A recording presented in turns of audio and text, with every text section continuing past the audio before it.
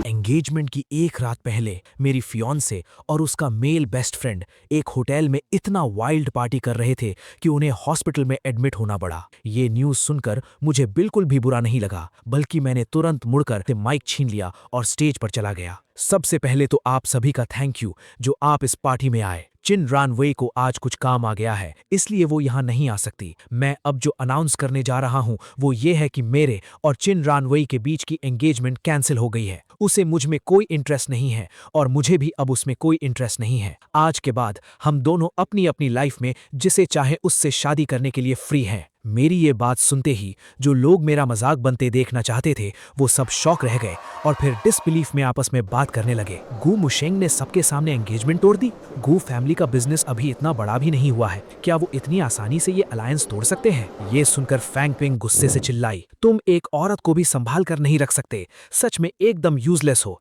तुम्हारा क्या फायदा है? आज यहाँ इतने सारे लोग आए हैं, तुमने हम गू फैमिली की नाक कटवा दी। अभी इसी वक्त अंकल चिन से सॉरी बोलो। अगर तुमने आज ये एंगेजमेंट तोड़ी तो मैं मान लूंगी कि मेरा कोई बेटा नहीं है। ये सुनकर मैं हल्के से हंसा। ठीक है आंटी, तो क्या अब मैं अपनी एंगेजमेंट कैंसिल करना कंटिन्यू करूं? मेरी इस बात पर मेरी माँ फैंग पिंग मुझे डिसबिलीव से देखने लगी। उनकी नजरों में मैं बस एक बात मानने वाला पपेट था। ये कहकर मैं मुड़ा और पार्टी से बाहर निकल गया। मेरे जाते ही लोग पहले तो शॉक में रह गए और फिर हैरानी से बड़बड़ाने लगे। गू मुशेंग के सबके सामने एंगेजमेंट तोड़ने के बाद क्या गू फैमिली का बिजनेस अब चल पाएगा? क्या इन अमीर परिवारों की अलायंस ऐसे ही कभी भी तोड़ी जा सकती है? तभी मैं पार्किंग लॉट में पहुंचा और अचानक मेरे फोन की घंटी बजी। जब मैंने कॉलर का नाम देखा तो मेरा चेहरा कोल्ड हो गया। मैंने कॉल रिसीव किया। गू मुशेंग, अभी के अभी वापस आओ और यहाँ आकर सबसे सॉरी बोलो और अपनी गलती मानो। मैं क्यों सॉरी बोलूं? मैंने क्या गलत किया है? क्या चिन रानवही को सॉरी नहीं बोलना चाहिए? तुम्हारी क्या औकात है जो तुम चिन रानवही से सॉरी बोलवाओगे? मैं तुम्हें वॉर्न कर रहा हूँ, हम चिन फैमिली से पंगा नहीं ले सकते। अच्छा होगा कि तुम चुपचाप बात मान लो। आज तुमने हमसे बिना डिस्कस किए एंगेजमेंट तोड़ने की अनाउंसमेंट क्यों की? क्या तुम्हारी नजरों में तुम्हारे पेरेंट्स की कोई वैल्यू है भी या नहीं? बचपन से लेकर आज तक तुमने कभी हमें शांति से जीने नहीं दिया। अब तुमने अपनी माँ को इतना गुस्सा दिलाया है कि वो बेहोश हो गई हैं। क्या तुम उनकी जान लेना चाहते हो? अगर वो बेहोश हो गई हैं तो उन्हें हॉस्पिटल ले जाना चाहिए। मुझे बताने का क्या फायदा? गू मुशेंग, मैं मान लेता हूं कि तुमने ऐसा कुछ नहीं कहा, लेकिन अगर तुम आज वापस नहीं आए तो दफा हो जाओ और कभी लौट कर मत आना। ठीक है, मैं अभी अपना सामान पैक करना शुरू करता हूँ।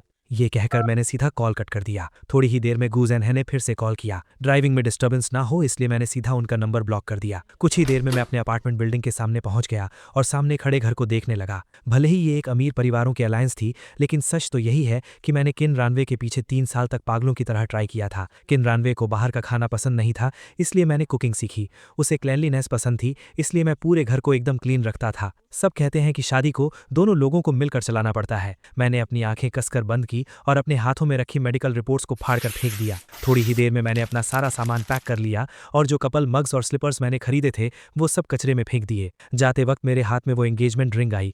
मैंने बॉक्स खोलकर उसे एक बार देखा और सीधा डस्टबिन में फेंक दिया। गुड बाय किन रानवे। अपनी नजरें हटाकर मैं अपना लगेज खींचते हुए वहां से चला गया। दूसरी तरफ हॉस्पिटल में किन रानवे को अचानक अपने दिल में एक घबराहट महसूस हुई। उसने सबकॉन्शियसली अपना फोन ढूंढने की कोशिश की, लेकिन काफी देर ढूंढने के बाद भी उसे नहीं मिला। हॉस्पिटल बेड पर लेटे हुए शेंग फेरान ने पूछा, क्या तुम अपना फोन ढूंढ रही हो? ये सुनकर किन रानवे को याद आया कि अपने मेल बेस्ट फ्रेंड के साथ टाइम बिताने के लिए उसने अपना फोन साइलेंट कर दिया था और do not disturb mode on कर दिया था। किन रानवे फोन ढूंढते देख शेंग फेरान ने अपना फोन निकाला और देखा कि लगभग 12 बज चुके हैं। अगर किन रानवे आज हॉस्पिटल नहीं आती तो इस वक्त वो मेरे साथ हर टेबल पर जाकर टोस्ट कर रही होती। उसके चेहरे पर एक स्मर्क आ गई, लेकिन फिर उसने तुरंत अपना एक्सप्रेशन बदल लिया। रानवे, अगर तुम्हें तुम्हारा फोन चाहिए तो मैं तुम्हें दे सकता हूँ। अगर तुम्हें कोई अर्जेंट काम है और जाना है तो तुम्हें मेरे साथ रुकने की जरूरत नहीं है। ये सुनकर किन रानवे ने सिर हिलाया और कहा, नहीं, मैं बस टाइम देखना चाहती थी। शेंग फेरान ने अपने फोन में देखकर कहा, बस 12 बजने वाले हैं। टाइम का सुनकर किन रानवे ने मसल स्प्रेन के साथ लेटे हुए शेंग फेरान की तरफ देखा। कल रात उसका प्लान था कि वो अपने मेल बेस्ट फ्रेंड को देखकर वापस लौट जाएगी, लेकिन 300 किलोमीटर ड्राइव करने में 3 घंटे लगते और वापस जाने में काफी लेट हो जाता। ऊपर से आज शेंग फेरान का बर्थडे भी था, इसलिए उसने बिना किसी हेजिटेशन के यहीं रुकने का फैसला किया। आखिर ये सिर्फ एक एंगेजमेंट पार्टी थी, कोई शादी थोड़े ही थी। उसके बिना भी किन फैमिली और गू मुशेंग वहां मौजूद थे। उसने सोचा कि आज रात वापस जाकर वो सब अच्छे से एक्सप्लेन कर देगी और कुछ होना हो मैं तो उसकी बात जरूर समझूंगा। कोई बात नहीं, शादी वाले दिन मैं उसे अच्छे से कॉम्पनसेट कर दूंगी। 12 बज चुके थे और लंच का टाइम हो गया था। किन रेनवी ने अपने असिस्टेंट से जो लंच अरेंज करवाया था वो भी आ गया। उसने खाने की तरफ देखा, डिशेस अच्छी लग रही थी। उसने चॉपस्टिक्स उठाई, थोड़ा सा टेस्ट किया और फिर रख दी। ये देखकर शेंग फेरान ने अपनी चॉपस्टिक्स रोक दी और पूछा, क्या खाना तुम्हारे टेस्ट के हिसाब से नहीं है? इस पर किन रेनवी ने जवाब दिया, मुझे अभी भूख नहीं है, कुछ खाने का मन नहीं कर रहा। लेकिन ये बात उसने शेंग फेरेन से झूठ कही थी। उसकी ईटिंग हैबिट्स एकदम नॉर्मल थीं। सच तो ये था कि ये खाना मेरे बनाए खाने जितना टेस्टी नहीं था। वो पहले इतनी पिकी ईटर नहीं थी,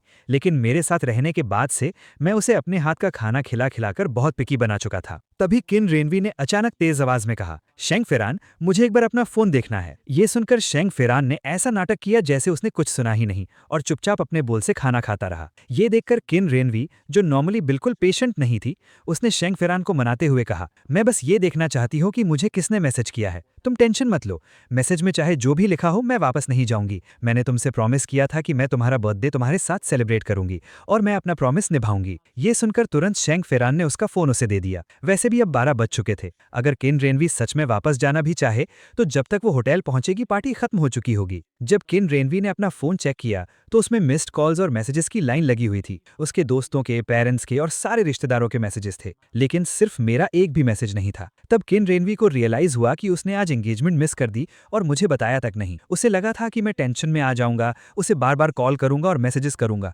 लेकिन मेरा एक भी मैसेज नहीं था। क्या मुझे उसकी कोई फिक्र नहीं थी? फोन चेक करते हुए उसे मेरा एक भी कॉल नहीं दिखा। पता नहीं क्यों, लेकिन उस वक्त उसे अपने दिल में एक अजीब सा खालीपन महसूस हुआ और जो खाना उसने अभी अभी खाया था उससे उसे अचानक नौजिया फील होने लगा। लेकिन उसने इस बारे में ज्यादा डीपली नहीं सोचा। आखिरकार मेरी और उसकी शादी होना तो एकदम फिक्स था। उसे लगा कि मैं इतनी सी बात पर कोई इश्यू क्रिएट नहीं करूंगा। फिर भी किन रानवी के दिल में बेचैनी बढ़ने लगी और उसने किसी तरह शेंग फेरान के साथ अपना खाना खत्म किया। किन रानवी ने उसके लिए फ्रूट्स काटे और उसे एक कप हर्बल टी बनाकर दी। एक ऐसी अमीर घराने की लड़की जिसने कभी घर का कोई काम नहीं किया था, वो आज खुद उसकी देखभाल कर रही थी, भले ही वो छोटी छोटी चीजें ही क्यों ना हो। ये देखकर शेंग फेरान को बहुत सेटिस्फैक्शन फील हुआ। किन रानवी वो औरत थी जिसे उसने अपने लिए चुना था और वो किसी भी कीमत पर किन रानवी को किसी और आदमी से शादी नहीं करने देगा। जब शेंग फेरान दोपहर की नींद ले रहा था तब मौका देखकर किन रानवी कमरे से बाहर निकली और अपने असिस्टेंट और ड्राइवर को अपने पास बुलाया। उसने डॉक्टर से पूछा कि क्या किसी का कॉल आया था उसके बारे में पूछने के लिए। ये सुनकर ड्राइवर ने अपना फोन निकाला और आज की कॉल हिस्ट्री किन रानवी को दिखा दी। किन रानवी ने पूरी हिस्ट्री चेक की, लेकिन उसे कहीं भी मेरा नंबर नहीं दिखा। अभी उसकी अपने पेरेंट्स से कॉन्टैक्ट करने की हिम्मत नहीं हो रही थी, इसलिए उसने छुपकर अपनी बेस्ट फ्रेंड को कॉल किया ताकि पता कर सके कि होटल में अभी क्या सीन चल रहा है। जब मेरी बात आई तो किन रानवी को अंदर से बहुत गिल्ट फील हो रहा था। तभी फोन से उसकी बेस्ट फ्रेंड की घबराई हुई आवाज आई, रानवी, बहुत बड़ा डिजास्टर हो गया है। गू मुशेंग ने एंगेजमेंट तोड़ दी है। ये सुनकर किन रानवी एकदम सुन रह गई। क्या एंगेजमेंट तोड़ दी? हाँ, आज तुम्हारी एब्सेंस में गू मुशेंग ने सबके सामने अनाउंस कर दिया कि वो तुमसे एंगेजमेंट तोड़ रहा है। उसने ये भी कहा कि तुम्हें उसमें कोई इंटरेस्ट नहीं है और उसे भी अब तुम में कोई इंटरेस्ट नहीं है। आज के बाद तुम दोनों की लाइफ एकदम अलग है और तुम दोनों जिसे चाहो उससे शादी कर सकते हो। ये सुनकर किन रानवी ने फ्राउन किया और पूछा, मेरे पेरेंट्स का क्या रिएक्शन था? क्या किसी ने उसे रोका नहीं? गू फैमिली मुझे छोड़ने की परमिशन कैसे दे सकती है? इस पर उसकी बेस्ट फ्रेंड ने लगातार बोलना शुरू किया। गू मुशेंग एंगेजमेंट तोड़ने की अनाउंसमेंट करके सीधा वहां से चला गया। उसके पेरेंट्स वहां मौजूद सभी लोगों से माफी मांगते रहे। गू फैमिली का एटीट्यूड देखकर ऐसा लग रहा था कि वो किन फैमिली से रिश्ता नहीं तोड़ना चाहते। और सच कहूं तो अगर ये एंगेजमेंट टूट भी जाती है तो कोई बड़ी बात नहीं है। गू फैमिली किन फैमिली के बिना सरवाइव नहीं कर सकती। वैसे भी तुम्हें वो पसंद नहीं था। अगर ये चला गया तो कोई इससे बेहतर मिल जाएगा। गू मुशेंग का एंगेजमेंट तोड़ना उसी का लॉस है। ये सब सुनकर सिर्फ किन रानवी ही जानती थी कि मेरे जैसा लॉयल लड़का मिलना इम्पॉसिबल है। इस हाई सोसाइटी के अमीर लड़के हमेशा से बिगड़े हुए होते हैं। किन रानवे ने इस सर्कल में बहुत सारे एरोगेंट और ईगोइस्टिक मर्द देखे थे। मेरे जैसा अमीर और एकदम लॉयल इंसान मिलना बहुत रेयर था। सच तो ये था कि किन रानवे को मेरे जैसा दूसरा कोई मिल ही नहीं सकता था। फोन पर अपनी बेस्ट फ्रेंड को मेरा मजाक उड़ाते हुए सुनकर किन रानवे को अंदर ही अंदर बहुत अजीब और बेचैन सा फील होने लगा, जैसे उसके दिल में चींटियां रेंग रही हूं। इसका क्या मतलब था कि गो मुशेंग को अब मुझ में इंटरेस्ट नहीं है? जिस पागलपन से मैंने उसके पीछे भागकर उसे प्रपोज किया था, उसके एक इशारे पर हमेशा हाजिर रहता था। मेरी ऐसी डेडिकेशन देखकर कोई ये कैसे कह सकता है कि मुझे कोई परवाह नहीं थी? ये सब सोचते हुए किन रानवे ने बात काटने के लिए कहा, ठीक है, मुझे यहाँ कुछ काम है, मैं तुमसे बाद में बात करती हूँ। ये सुनकर उसकी बेस्ट फ्रेंड ने क्यूरियसली पूछा, क्या तुम अभी शेंग फेरान के साथ हो? तुम दोनों की किस्मत सच में खराब है। अगर शेंग फेरान के फैमिली बैकग्राउंड को इग्नोर कर दें तो तुम दोनों एक दूसरे के लिए परफेक्ट मैच हो। सच कहूं तो गलती तुम्हारे दादाजी की है जो बहुत ओल्ड फैशन्ड है। आज के जमाने में स्टेटस और क्लास कौन देखता है? अगर फैमिली बैकग्राउंड को छोड़ दें तो बाकी हर चीज में गू मुशेंग शेंग फेरान के सामने कुछ भी नहीं है। अपनी फ्रेंड की ये बातें सुनकर किन रानवे के दिल में एक अजीब सी इरिटेशन पैदा हुई, लेकिन फिर भी किन रानवे ने मुझे डिफेंड नहीं किया। उसे डर था कि अगर उसने मेरी साइड ली तो लोगों को लगेगा कि उसे सच में मेरी बहुत परवाह है। तब किन रानवे ने कोल्ड टोन में कहा, मुझे यहाँ कुछ काम है, मैं कॉल डिस्कनेक्ट कर रही हूँ। कॉल कट करने के बाद किन रानवे दीवार के सहारे खड़ी हो गई। उसने कई बार अपना फोन उठाया और फिर नीचे रख दिया। स्क्रीन पर मेरा फोन नंबर दिख रहा था। उसने बहुत देर तक हेजिटेट किया, लेकिन एंड में उसने मुझे कॉल नहीं किया। अमीर परिवारों की अलायंस में बहुत सारे प्रॉफिट और बिजनेस इन्वॉल्व होते हैं। ये कोई नॉर्मल रिलेशनशिप नहीं है जहां छोटी सी बात पर ब्रेकअप कर लिया जाए। और वो दोनों तो एंगेजमेंट वाली स्टेज तक पहुंच चुके थे। वो इतनी आसानी से पीछे कैसे हट सकता है? वो खुद को कंप्लेन करने से नहीं रोक पाई। मैं इतनी इंपल्सिव कैसे हो सकती हूँ? क्या मैंने अपने बारे में एक बार भी नहीं सोचा? बात यहाँ तक पहुंचने के बाद गू फैमिली को इससे क्या फायदा होगा? शेंग फेरान अपनी छोटी सी नींद से जाग गया और दोनों ने ही एंगेजमेंट वाली बात को पूरी तरह से इग्नोर कर दिया। भले ही किन रानवे का दिमाग कहीं और था, लेकिन फिर भी उसने शेंग फेरान के सामने अपना फोन बार बार चेक करने की अर्ज को कंट्रोल कर लिया। शाम की 6 बजे असिस्टेंट एक बर्थडे केक लेकर आया। भले ही आज शेंग फेरान का बर्थडे था, लेकिन शेंग फेरान ने केक का फ्लेवर किन रानवे की पसंद का मंगवाया था। किन रानवे ने कैंडल्स लेकर उन्हें जलाया और शेंग फेरान को विश मांगने के लिए कहा। शेंग फेरान ने अपनी आंखें बंद की और कहा, मेरी विश है कि किन रानवे हर दिन खुश रहे और मेरे हर बर्थडे पर तुम मेरे साथ रहो। ये सुनकर किन रानवे ने अपने मेल बेस्ट फ्रेंड की उम्मीद भरी नजरों में देखा और कहा, क्या विश जोर से बोलने से वो पूरी नहीं होती? शेंग फेरान ने कहा, क्या सच में ऐसा होता है? मैं नहीं मानता। ये विश पूरी होना इम्पॉसिबल नहीं था। सब कुछ इस बात पर डिपेंड करता था कि किन रानवे का उसके लिए एटीट्यूड कैसा है। शेंग फेरान ने केक का एक पीस काटकर किन रानवे की प्लेट में रखा और कहा, तुमने लंच में ठीक से कुछ नहीं खाया था। अब तक तो तुम्हें बहुत भूख लग गई होगी। किन रानवे ने जवाब दिया, मैं ठीक हूँ। ये देखकर किन रानवे ने केक के ऊपर लगी चेरी खा ली। उसका मीठा रस उसके मुंह में भर गया, लेकिन उसे ऐसा फील हुआ जैसे वो मोम चबा रही हो। उसके दिमाग में बस एक ही बात चल रही थी, वापस जाने के बाद मैं गू मुसेंग को फेस कैसे करूंगी? शेंग फेरान ने नोटिस कर लिया कि उसका ध्यान कहीं और है। तभी मैनेजर वांग जी घबराते हुए अपना फोन लेकर कमरे में आया। शेंग फेरान का हॉस्पिटल में एडमिट होने वाला फोटो किसी ने क्लिक करके इंटरनेट पर डाल दिया है और अब ये हॉट सर्च पर ट्रेंड कर रहा है। ये सुनकर शेंग फेरान ने तुरंत अपना हाथ आगे बढ़ाया। क्या ये भी हॉट सर्च पर जा सकता है? लाओ मुझे देखने दो। वांग जी ने जानबूझकर किन रानवे की तरफ देखा, जो एकदम डिटैच्ड खड़ी थी, और फोन शेंग फेरान को दे दिया। सिर्फ तुम्हारा हॉट सर्च पर आना कोई बड़ी बात नहीं थी। प्रॉब्लम यह है कि इसमें मिस किन का नाम भी घसीट लिया गया है। किसी ने इंटरनेट पर यह पोस्ट कर दिया है कि उन्होंने अपनी एंगेजमेंट पार्टी इसलिए मिस की क्योंकि वो यहाँ तुम्हारे पास आई थी। नेटिजन्स के कमेंट्स देखो, यहाँ फोटोज के साथ पक्के प्रूफ्स हैं। अब इमरजेंसी पीआर करना भी बहुत लेट हो चुका है। अपना नाम सुनते ही किन रानवे का चेहरा बदल गया। उसने तुरंत अपना फोन निकाला और चेक किया। सच में शेंग फेरान का हॉट सर्च ट्रेंडिंग लिस्ट में सबसे टॉप पर था, जो सबसे ज्यादा नोटिसेबल पोजीशन थी। टाइटल था, राइजिंग यंग स्टार, शूटिंग के दौरान हुआ घायल, रूमर्ड गर्लफ्रेंड ने साथ रहकर मनाया बर्थडे। फोटो में किन रानवे हॉस्पिटल रूम के बाहर खड़ी थी, जो एक पूरी स्टोरी बता रही थी। कमेंट सेक्शन में ऐसे कमेंट्स भरे पड़े थे जो मेरी बेइज्जती कर रहे थे और कह रहे थे कि वो किसी और का रिलेशनशिप बर्बाद कर रही है। ये सब देखकर किन रानवे की आंखें भड़कने लगी। किन रानवे ने कभी सपने में भी नहीं सोचा था कि मेरी एंगेजमेंट तोड़ने वाली बात भी लीक हो जाएगी। होटल की मैनेजमेंट कैसी है? वो लोगों की प्राइवेसी कैसे लीक कर सकते हैं? तभी शेंग फेरान ने फोन नीचे रखा, किन रानवी का हाथ पकड़ा और कहा, इंटरनेट पर लोग बिना कुछ जाने बातें बनाते हैं, मुझे अपनी कोई परवाह नहीं है, लेकिन तुम्हारी और गू मुशांग की एंगेजमेंट का जो तमाशा बना है, क्या तुम चाहती हो कि मैं इंटरनेट पर जाकर कुछ क्लैरिफाई करूं? ये सुनकर किन रानवी का चेहरा कोल्ड हो गया। क्लैरिफाई क्या करना है? इसमें तुम्हारी कोई गलती नहीं है, मैं खुद यहाँ आई हूँ, तुम बस आराम करो, इंटरनेट का मैटर मैं खुद हैंडल कर लूंगी। ये सुनकर शेंग फेरान ने गहरी सांस ली और कहा, सब मेरी वजह से हुआ है, मेरी ही वजह से गू मुशेंग ने एंगेजमेंट तोड़ी है। मैनेजर वांग जी उन दोनों को देख रहा था। उसे पता था कि शेंग फेरान जिस एंटरटेनमेंट कंपनी में काम करता है वो किन फैमिली की ही है। शुरुआत में शेंग फेरान का कॉन्ट्रैक्ट भी खुद किन रानवी ने ड्राफ्ट किया था। शेंग फेरान इतनी जल्दी इंडस्ट्री में पॉपुलर हो पाया था तो वो भी सिर्फ किन रानवी के सपोर्ट की वजह से। और किन रानवी और शेंग फेरान का ये एम्बिग्युअस रिलेशनशिप उनके सर्कल में किसी से छुपा नहीं था, बस खुलकर सामने आना बाकी था। वांग जी तो चाहता था कि ये दोनों बस अपना रिलेशनशिप ऑफिशियल कर लें। अगर शेंग फेरान किन फैमिली से जुड़ गया तो उसका करियर एकदम आसमान छूने लगेगा। तभी वांग जी को शेंग फेरान का इशारा मिला। उसने अपना गला साफ किया और पूछा, मिस किन, क्या आप चाहती हैं कि मैं जाकर मिस्टर गू को एक्सप्लेन करूं? ये सुनकर किन रानवी ने अपना हाथ पीछे खींच लिया और कहा, नहीं, इसकी जरूरत नहीं है। शेंग फेरान खुशी होने वाला था कि तभी किन रानवी ने आगे कहा, पीआर टीम से कहो कि वो कोई और बड़ी खबर लीक करे ताकि ये हॉट सर्च दब जाए। पहले नेटिजन्स का ध्यान भटकाओ, कुछ दिनों में सब नॉर्मल हो जाएगा। एंटरटेनमेंट इंडस्ट्री में हमेशा कोई ना कोई नई खबर आती ही रहती है। जहां तक गू मुशेंग की बात है, मैं उसे खुद एक्सप्लेन कर दूंगी, वो समझ जाएगा। ये सुनकर शेंग फेरान का चेहरा एकदम से गिर गया। किन रानवी अपना ईगो साइड में रखकर खुद जाकर मुझे एक्सप्लेन करने वाली थी। ऐसा लग रहा था कि उसके दिल में मेरी वैल्यू काफी ज्यादा थी। वो तुरंत खड़ी हुई और बोली, मैं मैं बाहर जाकर एक कॉल करती हूँ। शैंग फेरान ने देखा कि उसका मूड बहुत खराब है, इसलिए उसने कोई नखरे दिखाकर उसे रोकने की कोशिश नहीं की, बस उसे कमरे से बाहर जाते हुए देखता रहा। पास खड़े वांग जी ने धीरे से कहा, कहीं मिस किन सच में गू मुशेंग को पसंद तो नहीं करने लगी है। ये सुनकर शैंग फेरान का चेहरा डार्क हो गया। उसका 5 साल के लिए विदेश जाना शायद बहुत लंबा समय था,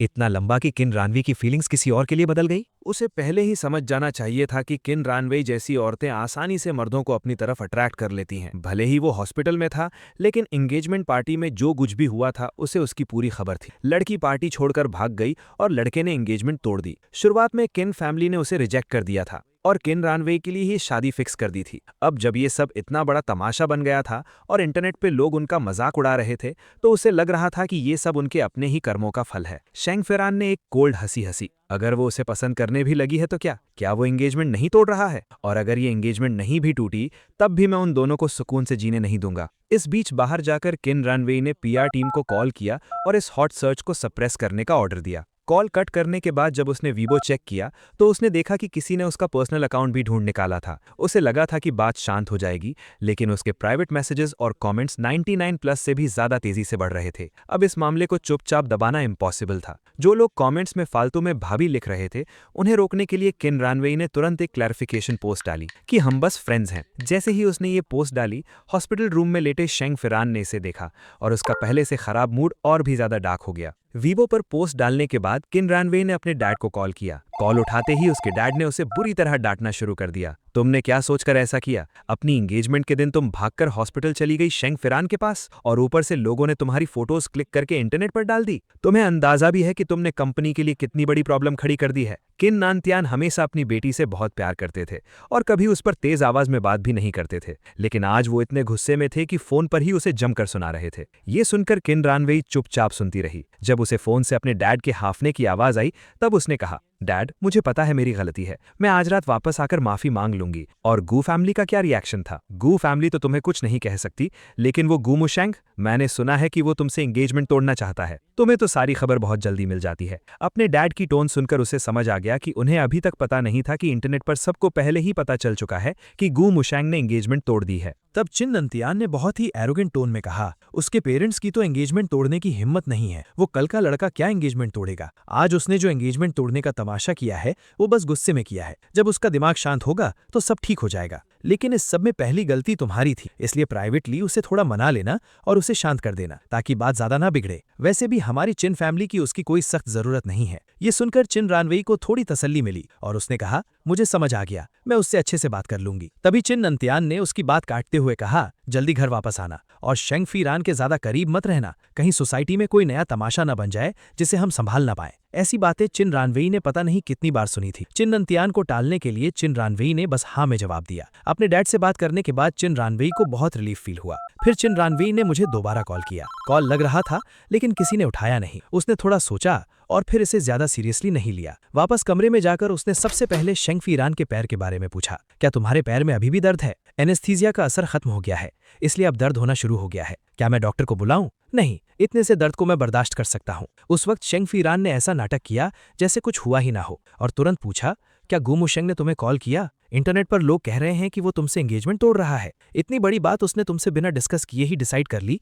क्या ये तुम्हारी इंसल्ट नहीं है? ये सुनकर चिन रानवेई ने हल्के से सिर हिलाया। आखिरकार मैंने पहले अपना प्रॉमिस तोड़ा है, इसलिए उसका गुस्सा होना नॉर्मल है। लेकिन शेंग फीरान ने आगे कहा, गू मुशेंग बस जानबूझकर एटीट्यूड दिखा रहा है। एक आदमी होकर वो इतना पेटी कैसे हो सकता है? जरा सी बात पर एंगेजमेंट तोड़ने की धमकी दे रहा है। उसे तुम्हारी और चिन फैमिली की इज्जत की कोई परवाह नहीं है। अगर आज वो तुम्हारे साथ ऐसा बर्ताव कर सकता है, तो कल को वो तुम पर हाथ भी उठा सकता है। इस बार तुम उसे ज्यादा भाव मत दो। अच्छा होगा कि तुम उसे 2 दिन तक इग्नोर करो, ताकि वो खुद आकर तुमसे माफी मांगे। अपनी बेस्ट फ्रेंड और शेंग फीरान को दोनों को एक ही बात बोलते सुनकर शुरुआत में जो चिन रानवेई को डाउट हो रहा था, अब उसे लगने लगा कि वो दोनों बिल्कुल सही कह रहे हैं। चिन रानवेई को हेजिटेट करते देख शेंग फीरान ने आग में घी डालते हुए कहा, तुम चिन फैमिली की इकलौती बेटी हो, उसके पेरेंट्स भी तुम्हारी इज्जत करते हैं। गू मुशेंग की क्या हिम्मत जो वो तुम्हारे साथ ऐसा बर्ताव करे, और उसने सबके सामने एंगेजमेंट तोड़ने की अनाउंसमेंट कर दी। क्या उसे डर नहीं है कि उसका ये नाटक उसी पर भारी पड़ जाएगा? शेंग फेरान को किन रानवे के एटीट्यूड के बारे में अच्छे से पता था। वो उसे जितना ऊंचा चढ़ाएगा, किन रानवे उतना ही झुकने से इनकार करेगी और फिर वो उन दोनों को आसानी से अलग कर पाएगा। ये सुनकर किन रानवे ने डाउट के साथ शेंग फेरान की तरफ देखा और कहा, क्या सच में ऐसा करना ठीक रहेगा? इस पर शेंग फेरान ने मुस्कुराते हुए कहा, मैं एक आदमी हूं, क्या मैं मर्दों को नहीं समझता? अगर तुमने इस बार खुद झुककर माफी मांगी तो वो आगे से और भी ज्यादा फायदा उठाएगा। तुम्हें ये समझना होगा कि तुम्हारा स्टेटस हमेशा उससे ऊपर है। ये कहकर शेंग फेरान ने दर्द का नाटक किया। अचानक मेरे पैर में थोड़ा दर्द हो रहा है। रानवे, क्या तुम इसे थोड़ा प्रेस कर दोगी? ये सुनकर किन रानवे ने बिना कुछ सोचे अपना पूरा ध्यान उसकी तरफ लगा दिया और शेंग फेरान के पैर को हल्के हाथों से दबाने लगी। दूसरी तरफ जब गू जेनहे को मेरा कोई मैसेज नहीं मिला तो वो घबराने लगा। उसने मेरे सारे क्रेडिट कार्ड्स ब्लॉक कर दिए थे और मेरी सारी फाइनेंशियल सपोर्ट काट दी थी। फिर भी मेरी तरफ से कोई रिस्पॉन्स क्यों नहीं आ रहा था? फिर उसने किसी और के फोन से मुझे मैसेज किया, अगर तुम एंगेजमेंट तोड़ रहे हो तो इसका मतलब है कि तुम अपने पेरेंट्स को नहीं मानते, और अगर तुम हमें अपना पेरेंट्स नहीं मानते तो इतने सालों तक तुम्हें पालने में जो खर्च हुआ है वो सारे पैसे वापस करो। मैंने मैसेज में लगा अटैचमेंट खोला और उसमें लिखी शर्तें देखकर मुझे हंसी आ गई। छोटी बड़ी सारी चीजें मिलाकर वो मुझसे पूरे 300 मिलियन मांग रहे थे। जब से मैंने होश संभाला है मेरे पेरेंट्स मुझे कभी पसंद नहीं करते थे। लोग कहते हैं कि दुनिया में ऐसे कोई पेरेंट्स नहीं होते जो अपने बच्चों से प्यार ना करें, और अगर वो नहीं करते तो उसके पीछे जरूर कोई वजह होती है। मुझे याद है कि मेरी एक छोटी बहन थी और सबने मुझे यही बताया था कि मैंने अपनी 2 साल की बहन को 2nd फ्लोर की बैल्कनी से नीचे फेंककर मार डाला था। लोग कहते हैं कि इंसान को 5 साल की उम्र से पहले का कुछ याद नहीं रहता, लेकिन पता नहीं क्यों मुझे आज भी जमीन पर बिखरा हुआ वो खून साफ साफ याद है। उस दिन के बाद से मेरी माँ पागल हो गई थी। वो जब भी मुझे देखती थी मुझे मारती थी और कहती थी कि मेरे अंदर क्रिमिनल जीन्स है और मैं पैदाइशी एक टेररिस्ट हूँ। लेकिन जरा सोचो, एक 5 साल का बच्चा अपनी 3 साल की बहन को उठाकर 1.5 मीटर ऊंची बैल्कनी से नीचे कैसे फेंक सकता है? यही सब सोचते हुए मैंने एक टॉप सीक्रेट फाइल अपने लॉयर को सेंड कर दी। अब वक्त आ गया था कि सालों पुराने इस सच को दुनिया के सामने लाया जाए। गू जेनहे एक पैदाइशी सेल्फिश इंसान था जिसे बस अपनी इज्जत की परवाह थी। दुनिया को ये बताने से कि उसकी पागल बीवी ने अपनी ही बेटी को मार डाला, ये बताना ज्यादा बेहतर था कि एक 5 साल के बच्चे ने गलती से अपनी बहन को नीचे गिरा दिया। इन सारे सबूतों को इकट्ठा करने में मुझे आधी रात हो गई। मैंने अपनी बॉडी को थोड़ा स्ट्रेच किया। जब मैंने अपना फोन उठाया तो देखा कि किन रानवे ने मुझे कई कॉल्स किए थे। मैं सोने से पहले अपना मूड खराब नहीं करना चाहता था, इसलिए मैंने एक क्लिक से उसे ब्लॉक किया, अपना फोन साइड में फेंका और कपड़े लेके नहाने चला गया। दूसरी तरफ किन रानवे ने अपना प्रॉमिस पूरा किया और शेंग फेरान का बर्थडे सेलिब्रेट करने के बाद ही वहां से निकली। भले ही उसने पूरे दिन कोई भारी काम नहीं किया था, लेकिन फिर भी वो बहुत ज्यादा थकी हुई महसूस कर रही थी। वो थोड़ा आराम करना चाहती थी, लेकिन उसे नींद ही नहीं आ रही थी। उसने दर्द करते हुए अपने माथे को दबाया और कार की खिड़की के बाहर देखा। फिर अपना फोन निकालकर दोबारा मुझे कॉल करने लगी, लेकिन फिर भी कॉल किसी ने नहीं उठाया। उसे कोल्ड ऑटोमेटेड आवाज सुनकर और चिढ़ मच रही थी। आखिर कूमू शेंग को हो क्या गया था? दिन में वो कॉल नहीं उठा रहा था तो समझ आता है कि शायद वो बिजी होगा, लेकिन अब तो आधी रात हो चुकी थी। वो कितना भी बिजी क्यों ना हो, अब तक तो फ्री हो गया होगा। गुस्से से भरी हुई किन रानवे तुरंत उस घर में आई जहां हम दोनों साथ रहते थे। उसने चाबी से दरवाजा नहीं खोला, बल्कि सीधा डोर बेल बजाई। काफी देर तक घंटी बजाने के बाद भी अंदर से कोई आवाज नहीं आई। उसने चिढ़कर अपना पैर जमीन पर पटका और दरवाजे को ऐसे घूरने लगी जैसे उसमें छेद कर देगी। वो दरवाजे तक आ गई थी, फिर भी मैंने एक बार भी दरवाजा नहीं खोला। जो ड्राइवर किन रानवे के साथ आया था उसने देखा कि मैडम बहुत गुस्से में है, इसलिए उसने डरते हुए कहा, मैडम कहीं मिस्टर गू घर पर नहीं तो नहीं है? ये सुनकर किन रानवे का चेहरा एकदम सुन्न पड़ गया। अगर वो यहाँ नहीं है तो कहाँ जा सकता है? क्या वो वापस गू फैमिली के घर चला गया? किन रानवे थोड़ी देर चुप रही और फिर दरवाजे के पास रखे फ्लावर पॉट के नीचे से एक स्पेयर की निकाली। ये चाबी मैंने उसके लिए रखी थी क्योंकि वो अक्सर अपनी चाबियां भूल जाती थी। ये स्पेयर की यहाँ बहुत लंबे समय से रखी थी, लेकिन किन रानवे आज पहली बार इसे यूज कर रही थी। जब किन रानवे ने चाबी से दरवाजा खोला तो पूरे घर में अंधेरा था। जैसे ही उसने लाइट्स ऑन की, घर वैसा ही लग रहा था जहां वो पिछले 1 साल से रह रहे थे, लेकिन फिर भी कुछ मिसिंग सा लग रहा था। तभी किन रानवे ने नोटिस किया कि दरवाजे के पास रखे जूते गायब थे। किचन एकदम खाली था। टेबल से पानी का ग्लास गायब था, यहाँ तक कि बुक शेल्फ से सारी किताबें और फाइल्स गायब थीं। कोई अनजान इंसान देखे तो उसे लगेगा कि घर में चोरी हो गई है। ये देखकर चिन रानवई तुरंत मेरे बेडरूम में गई। वार्डरोब देखा तो वो भी पूरी तरह से खाली था। उस खाली वार्डरोब को देखकर चिन रानवई बहुत देर तक सुन्न खड़ी रही। क्या गू मुसेंग सच में चला गया है? नॉर्मली इस वक्त अगर मैं नहीं सोया होता तो मैं अपनी कंप्यूटर टेबल पर बैठकर काम कर रहा होता और साथ ही साथ पूरे घर की सफाई कर देता। चिन रानवई ने पूरे कमरे में नजर दौड़ाई और आखिरकार उसे एक डस्टबिन में एक खुला हुआ रिंग बॉक्स दिखा। ये देखकर चिन रानवई ने अपने हाथ में पकड़ी हुई रिंग को कसकर भींच लिया और एकदम चुप रही। पास खड़ा ड्राइवर बहुत टेंशन में था। उसने देखा कि चिन रानवई की आंखें लाल हो गई हैं। पता नहीं वो गुस्से में थी या उसे रोना आ रहा था। उसे लगा था कि एंगेजमेंट पार्टी में मेरा एंगेजमेंट तोड़ने का अनाउंसमेंट करना सिर्फ एक गुस्से वाला रिएक्शन था। उसने कभी नहीं सोचा था कि मैं बिना कुछ बताए सच में घर छोड़कर चला जाऊंगा। ऐसा लग रहा था कि मैं एंगेजमेंट तोड़ने को लेकर एकदम सीरियस था। ये देखकर ड्राइवर ने जल्दी से पूछा, मैडम आप आज रात कहाँ रुकेंगी? ये सुनकर चिन रानवई बिना किसी एनर्जी के बैठ गई और सबकॉन्शियसली उस रिंग को अपनी मिडिल फिंगर में पहन लिया। फिर उसने अपना फोन निकाला और मुझे दोबारा कॉल करने लगी, एक के बाद एक। आखिरकार 7वीं बार कॉल करने पर मैंने कॉल उठा लिया। क्या काम है? मेरी आवाज में थकान और रूखापन था। मेरी आवाज सुनकर चिन रानवई मुझे गालियां देने ही वाली थी,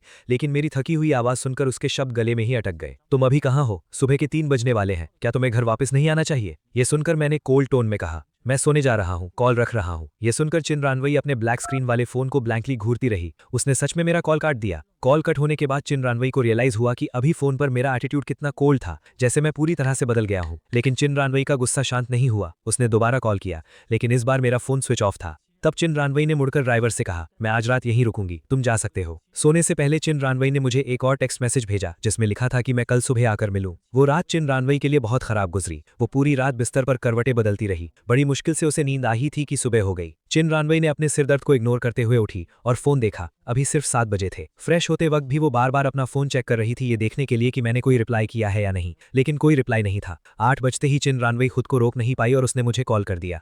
इस बार मैंने बहुत जल्दी कॉल उठा लिया। चिन रानवई ने कोल्ड और गुस्से वाली आवाज में पूछा, तुम कब आ रहे हो? ये सुनकर मैंने बहुत ही कोल्ड टोन में जवाब दिया, मैं ब्रेकफास्ट कर रहा हूँ। अगर तुम्हें मुझसे मिलना है तो जोंगा स्ट्रीट के उस कैफे में आ जाओ, वो तुम्हारे वहां से ज्यादा दूर नहीं है। ये सुनकर चिन रानवे ने फ्राउन किया, क्या मैंने तुम्हें मेरे पास आने को नहीं कहा था? इस पर मैंने कोल्ड हंसी के साथ कहा, बात तुम्हें करनी है मुझसे, अगर नहीं करनी तो भूल जाओ, मैं आज बहुत बिजी हूँ। ये सुनकर चिन रानवे को डर लगा कि कहीं मैं फिर से कॉल ना काट दूं, इसलिए उसने अपना गुस्सा कंट्रोल करते हुए दांत पीस कर कहा, ठीक है तो 9 बजे मिलते हैं। कॉल कट करने के बाद चिन रानवे ने थोड़ा मेकअप किया ताकि उसका चेहरा कम थका हुआ लगे। टाइम होने पर चिन रानवे बिना किसी जल्दबाजी के कैफे पहुंच गई। जब वो पहुंची तो मैं पहले से ही वहां था। मुझे देखकर चिन रानवे के स्टेप्स थोड़े स्लो हो गए। आज मैं बहुत अलग लग रहा था, नॉर्मल से कहीं ज्यादा अट्रैक्टिव। चिन रानवे को अपने सामने बैठते देख मैंने कोल्ड टोन में कहा, जो पीना है QR कोड स्कैन करके खुद ऑर्डर कर लो। ये सुनकर चिन रानवे मुझे बड़ी बड़ी आंखों से घूरने लगी। उसकी आंखों में लाल नसें दिख रही थीं, जैसे उसके साथ बहुत बुरा बर्ताव किया गया हो। तभी चिन रानवे ने अचानक कहा, क्या तुम्हें मुझे कोई एक्सप्लेनेशन नहीं देनी है? कैसी एक्सप्लेनेशन? तुमने अचानक घर क्यों छोड़ दिया? ये सुनकर मैं एक पल के लिए हैरान हुआ। मैंने एंगेजमेंट तोड़ दी है तो अब साथ रहना ठीक नहीं है ना? मेरे मुंह से ये बात एक्सेप्ट होते सुनकर चिन रानवे ने डिसबिलीफ में अपनी आवाज तेज करते हुए कहा, क्या तुम सच में मुझसे एंगेजमेंट तोड़ रहे हो? इस बात पर मैंने मुस्कुराते हुए जवाब दिया, कल रात का हॉट सर्च मैंने भी देखा। तुम और शेंग फेरान एक दूसरे से प्यार करते हो। तुमने उसके लिए अपनी एंगेजमेंट छोड़ी और उसके साथ उसका बर्थडे सेलिब्रेट किया। मुझे उसकी तरफ तुम्हारी फीलिंग्स पर पूरा भरोसा है, इसलिए मैं तुम्हें फोर्स नहीं करूंगा। जबरदस्ती का रिश्ता कभी खुशियां नहीं देता। ये सुनकर चिन रानवे के माथे की सिकुड़न थोड़ी कम हुई। अगर तुम शेंग फेरान की वजह से मुझ पर गुस्सा हो तो मैं एक्सप्लेन कर सकती हूँ। कल मैं जानबूझकर अपना प्रॉमिस तोड़कर शेंग फेरान का बर्थडे मनाने नहीं गई थी। वो शूटिंग के दौरान घायल हो गया था। मेरे मैनेजर ने मुझे बताया था कि उसकी चोट बहुत गहरी है। मुझे डर था कि कहीं कुछ बहुत बुरा ना हो जाए। गोमुसेन, हमारी एंगेजमेंट पार्टी हम फिर से रख सकते हैं। जो भी नेगेटिव इम्पैक्ट पड़ा है उसे चिन फैमिली सॉल्व कर लेगी। अगर तुम्हें कोई कॉम्पनसेशन चाहिए तो बस मांग लो, जो भी मैं पूरी कर सकती हूँ मैं जरूर करूंगी। चिन रानवे को पहली बार इस तरह झुकते हुए देखकर मैंने हैरानी से अपनी आईब्रो उठाई। मैंने अपनी बात एकदम क्लियर कर दी है, हमारे बीच कोई फीलिंग्स नहीं है। अगर तुम्हें बस अलायंस के लिए कोई इंसान चाहिए तो किसी और को ढूंढ लो। ये सुनकर किन रानवे का चेहरा एकदम डार्क हो गया। क्या मतलब है हमारे बीच फीलिंग्स नहीं है? तुम मुझसे प्यार करते हो, ये बात किसे नहीं पता? ये सुनकर मैं एक पल के लिए खो सा गया, लेकिन फिर मैंने एक झूठ बोल दिया, अब नहीं करता। अच्छा होगा कि हम शांति से अलग हो जाएं। ये सुनकर किन रानवे खुद को और रोक नहीं पाई और खड़ी हो गई। गू मुशेंग, अगर तुम मुझसे एंगेजमेंट तोड़ोगे तो क्या तुमने अपने पेरेंट्स और गू फैमिली के बिजनेस के बारे में सोचा है? शादी कोई खेल नहीं है। हमारी जैसी फैमिलीज में शादी में कोई फ्रीडम नहीं होती। हाँ, मैं तुम्हें पसंद नहीं करती, लेकिन मत भूलो कि ये तुम्हारी गू फैमिली ही थी जो हमारी किन फैमिली से अलायंस करने के लिए गिड़गिड़ा रही थी। और ये भी मत भूलना कि वो तुम ही थे जो एक कुत्ते की तरह मेरे पीछे पड़े रहते थे और भगाने पर भी नहीं जाते थे। अब कॉन्ट्रैक्ट साइन हो चुके हैं, वेडिंग ड्रेस ट्राई कर ली गई है, पार्टी का वेन्यू बुक हो गया है, यहां तक कि इन्विटेशंस भी भेजे जा चुके हैं, और तुम बस ऐसे ही कह रहे हो कि तुम्हें एंगेजमेंट तोड़नी है? क्या तुम्हें लगता है कि तुम किन फैमिली को ऐसे ही बेवकूफ बना सकते हो? क्या तुम्हें यकीन है कि मैं आज ही अपने डैड को बोलकर तुम्हारे बिजनेस से सारी इन्वेस्टमेंट वापस नहीं खिंचवा लूंगी और तुम्हें रोंग सेंस से बाहर नहीं फिकवा लूंगी? ये सुनकर मैं कोल्ड टोन में हंसा।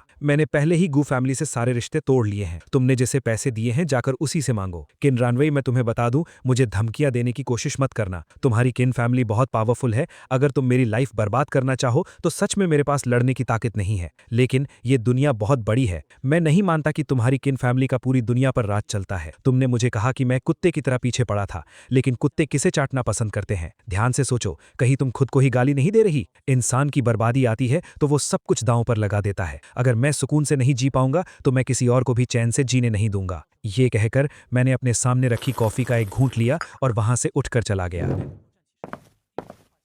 ये सुनकर किन रानवे का पूरा शरीर गुस्से से कांपने लगा। वो तुरंत खड़ी हुई और तेज आवाज में चिल्लाई, गू मुशेंग, क्या तुम्हें लगता है कि मैं तुम्हारे बिना जी नहीं सकती? मेरे बिना तुम्हारी कोई औकात नहीं है। उसके ऐसा चिल्लाते ही सारे कैफे के लोग हैरानी से उस तरफ देखने लगे। फिर किन रानवे ने अपने राइट हैंड की रिंग को देखा। जब से वो यहाँ आई थी उसका हाथ टेबल पर ही था। क्या मैंने इतनी ऑब्वियस रिंग नोटिस भी नहीं की? चिन रैनवे ने गुस्से से वो रिंग उतारी और उसे फेंकना चाहा, लेकिन जब उसने डस्टबिन की तरफ निशाना लगाया तो वो एकदम सुन्न पड़ गई और अपने हाथ में पकड़ी रिंग को देखने लगी। उसे अभी भी यकीन नहीं हो रहा था कि मैं सच में गू फैमिली से रिश्ते तोड़ सकता हूँ। खुद को शांत करने के बाद वो फिर से अपने उसी एरोगेंट मिस किन वाले एटीट्यूड में आ गई। कैफे से बाहर निकलने के बाद मैंने तुरंत अग्रीमेंट पेपर्स प्रिंट करवाए। फिर अपना फोन निकालकर मैंने गू जे हेन को ब्लैक लिस्ट से हटाया और उसे कॉल किया। गू जे हेन ने कॉल उठाया तो उसे लगा कि मैं माफी मांगने के लिए कॉल कर रहा हूं। उसने कहा, रात भर सोचने के बाद अब तुम्हें अपनी गलती का एहसास हो गया ना? मैंने और तुम्हारी माँ ने सब डिसाइड कर लिया है। कुछ अच्छे गिफ्ट्स तैयार करो और हमारे साथ किन फैमिली के घर चलो। तुम अंदर मत आना, बस उनके घर के मेन गेट पर घुटनों के बल बैठकर माफी मांगना। कहना कि कल जो हुआ वो बस तुम्हारे गुस्से का रिएक्शन था। पहले अंकल किन से माफी मांगना और फिर किन रैनवे को अच्छे से मना लेना। ये सुनकर मैंने इरिटेटेड होकर उसकी बात काटी। मिस्टर गू, शायद आपको कोई गलत फहमी हुई है। मैंने आपको कॉल इसलिए किया है ताकि मैं आप सबसे हमेशा के लिए रिश्ते तोड़ सकूं, इसलिए नहीं कि मैं वापस आकर तुम्हारा कुत्ता बन जाऊं। एक पल के सन्नाटे के बाद गू जे हेन ने डिसबिलीफ में कहा, तुम क्या बकवास कर रहे हो? क्या आपने कल नहीं कहा था कि अगर मुझे एंगेजमेंट तोड़नी है तो मुझे तुम सबसे रिश्ते तोड़ने पड़ेंगे? मैंने लॉयर से अग्रीमेंट पेपर्स प्रिंट करवा लिए हैं। मैं अभी तुम्हारे पास आ रहा हूँ, बस तुम्हें साइन करने हैं। ये सुनकर गू जे हेन बुरी तरह भड़क गया। गू मुसिंग, तुम्हें अंदाजा भी है कि तुम क्या बोल रहे हो? क्या तुम्हारे पर निकल आए हैं जो तुम मुझसे इस तरह बात कर रहे हो? ये सुनकर मुझे गुस्सा नहीं आया, बल्कि मैं मुस्कुरा कर कहा, अगर आपको मेरी बातें सुनना पसंद नहीं है तो एक बार रिश्ते टूट जाएं, फिर आपको कुछ नहीं सुनना पड़ेगा। दोपहर 2 बजे मैं गू फैमिली के घर पहुंच जाऊंगा। ये कहकर मैंने सीधा कॉल डिस्कनेक्ट कर दिया। तभी मुझे अचानक याद आया कि गू जे हेन ने रिसेंटली एक मिस्ट्रेस रखी है। अगर मेरी माँ फैंग पिंग को इसके बारे में पता चला तो क्या होगा? यही सब सोचते हुए मैंने अपने पुराने क्लासमेट जो युआन को कॉल किया, जो अब एक लॉयर है। टाइम होते ही हम दोनों ड्राइव करके सीधा गू फैमिली के घर पहुंच गए। लेकिन जैसे ही हम दरवाजे पर पहुंचे, माँ फैंग पिंग मुझे देखते ही पागलों की तरह चिल्लाने लगी। अगर मुझे पता होता कि तुम इतने नाफरमान निकलोगे तो मैंने तुम्हें बचपन में ही डुबाकर मार दिया होता। 5 साल की उम्र में तुमने अपनी सगी बहन को मार डाला और अब तुम इस परिवार को बर्बाद करने आ गए हो। मैंने अपनी आधी जान लगाकर तुम्हें पैदा किया और तुम इस तरह अपने पेरेंट्स का एहसान चुका रहे हो। तुम्हें खूनी हो, तुमने अपनी बहन को मारा है। तुम्हें जिंदगी भर गू फैमिली में रहकर अपने पापों की सजा काटनी होगी। पास खड़े जू युआन ने अपनी लाइफ में पहली बार ऐसा नजारा देखा था। वो डरकर एक कदम पीछे हट गया और टेंशन में मेरी तरफ देखने लगा। ये सोच करके मैं ऐसे एनवायरनमेंट में बड़ा हुआ हूँ। जू युआन की रीढ़ की हड्डी में सिहरन दौड़ गई, लेकिन उसने नोटिस किया कि मेरे चेहरे पर एकदम शांति थी। मैंने बोलने के लिए मुंह खोला ही था कि फैंग पिंग ने टेबल से एक हैवी एश ट्रे उठाया और मुझे मारने के लिए फेंकने वाली थी। मैं ना पीछे हटा ना बचने की कोशिश की,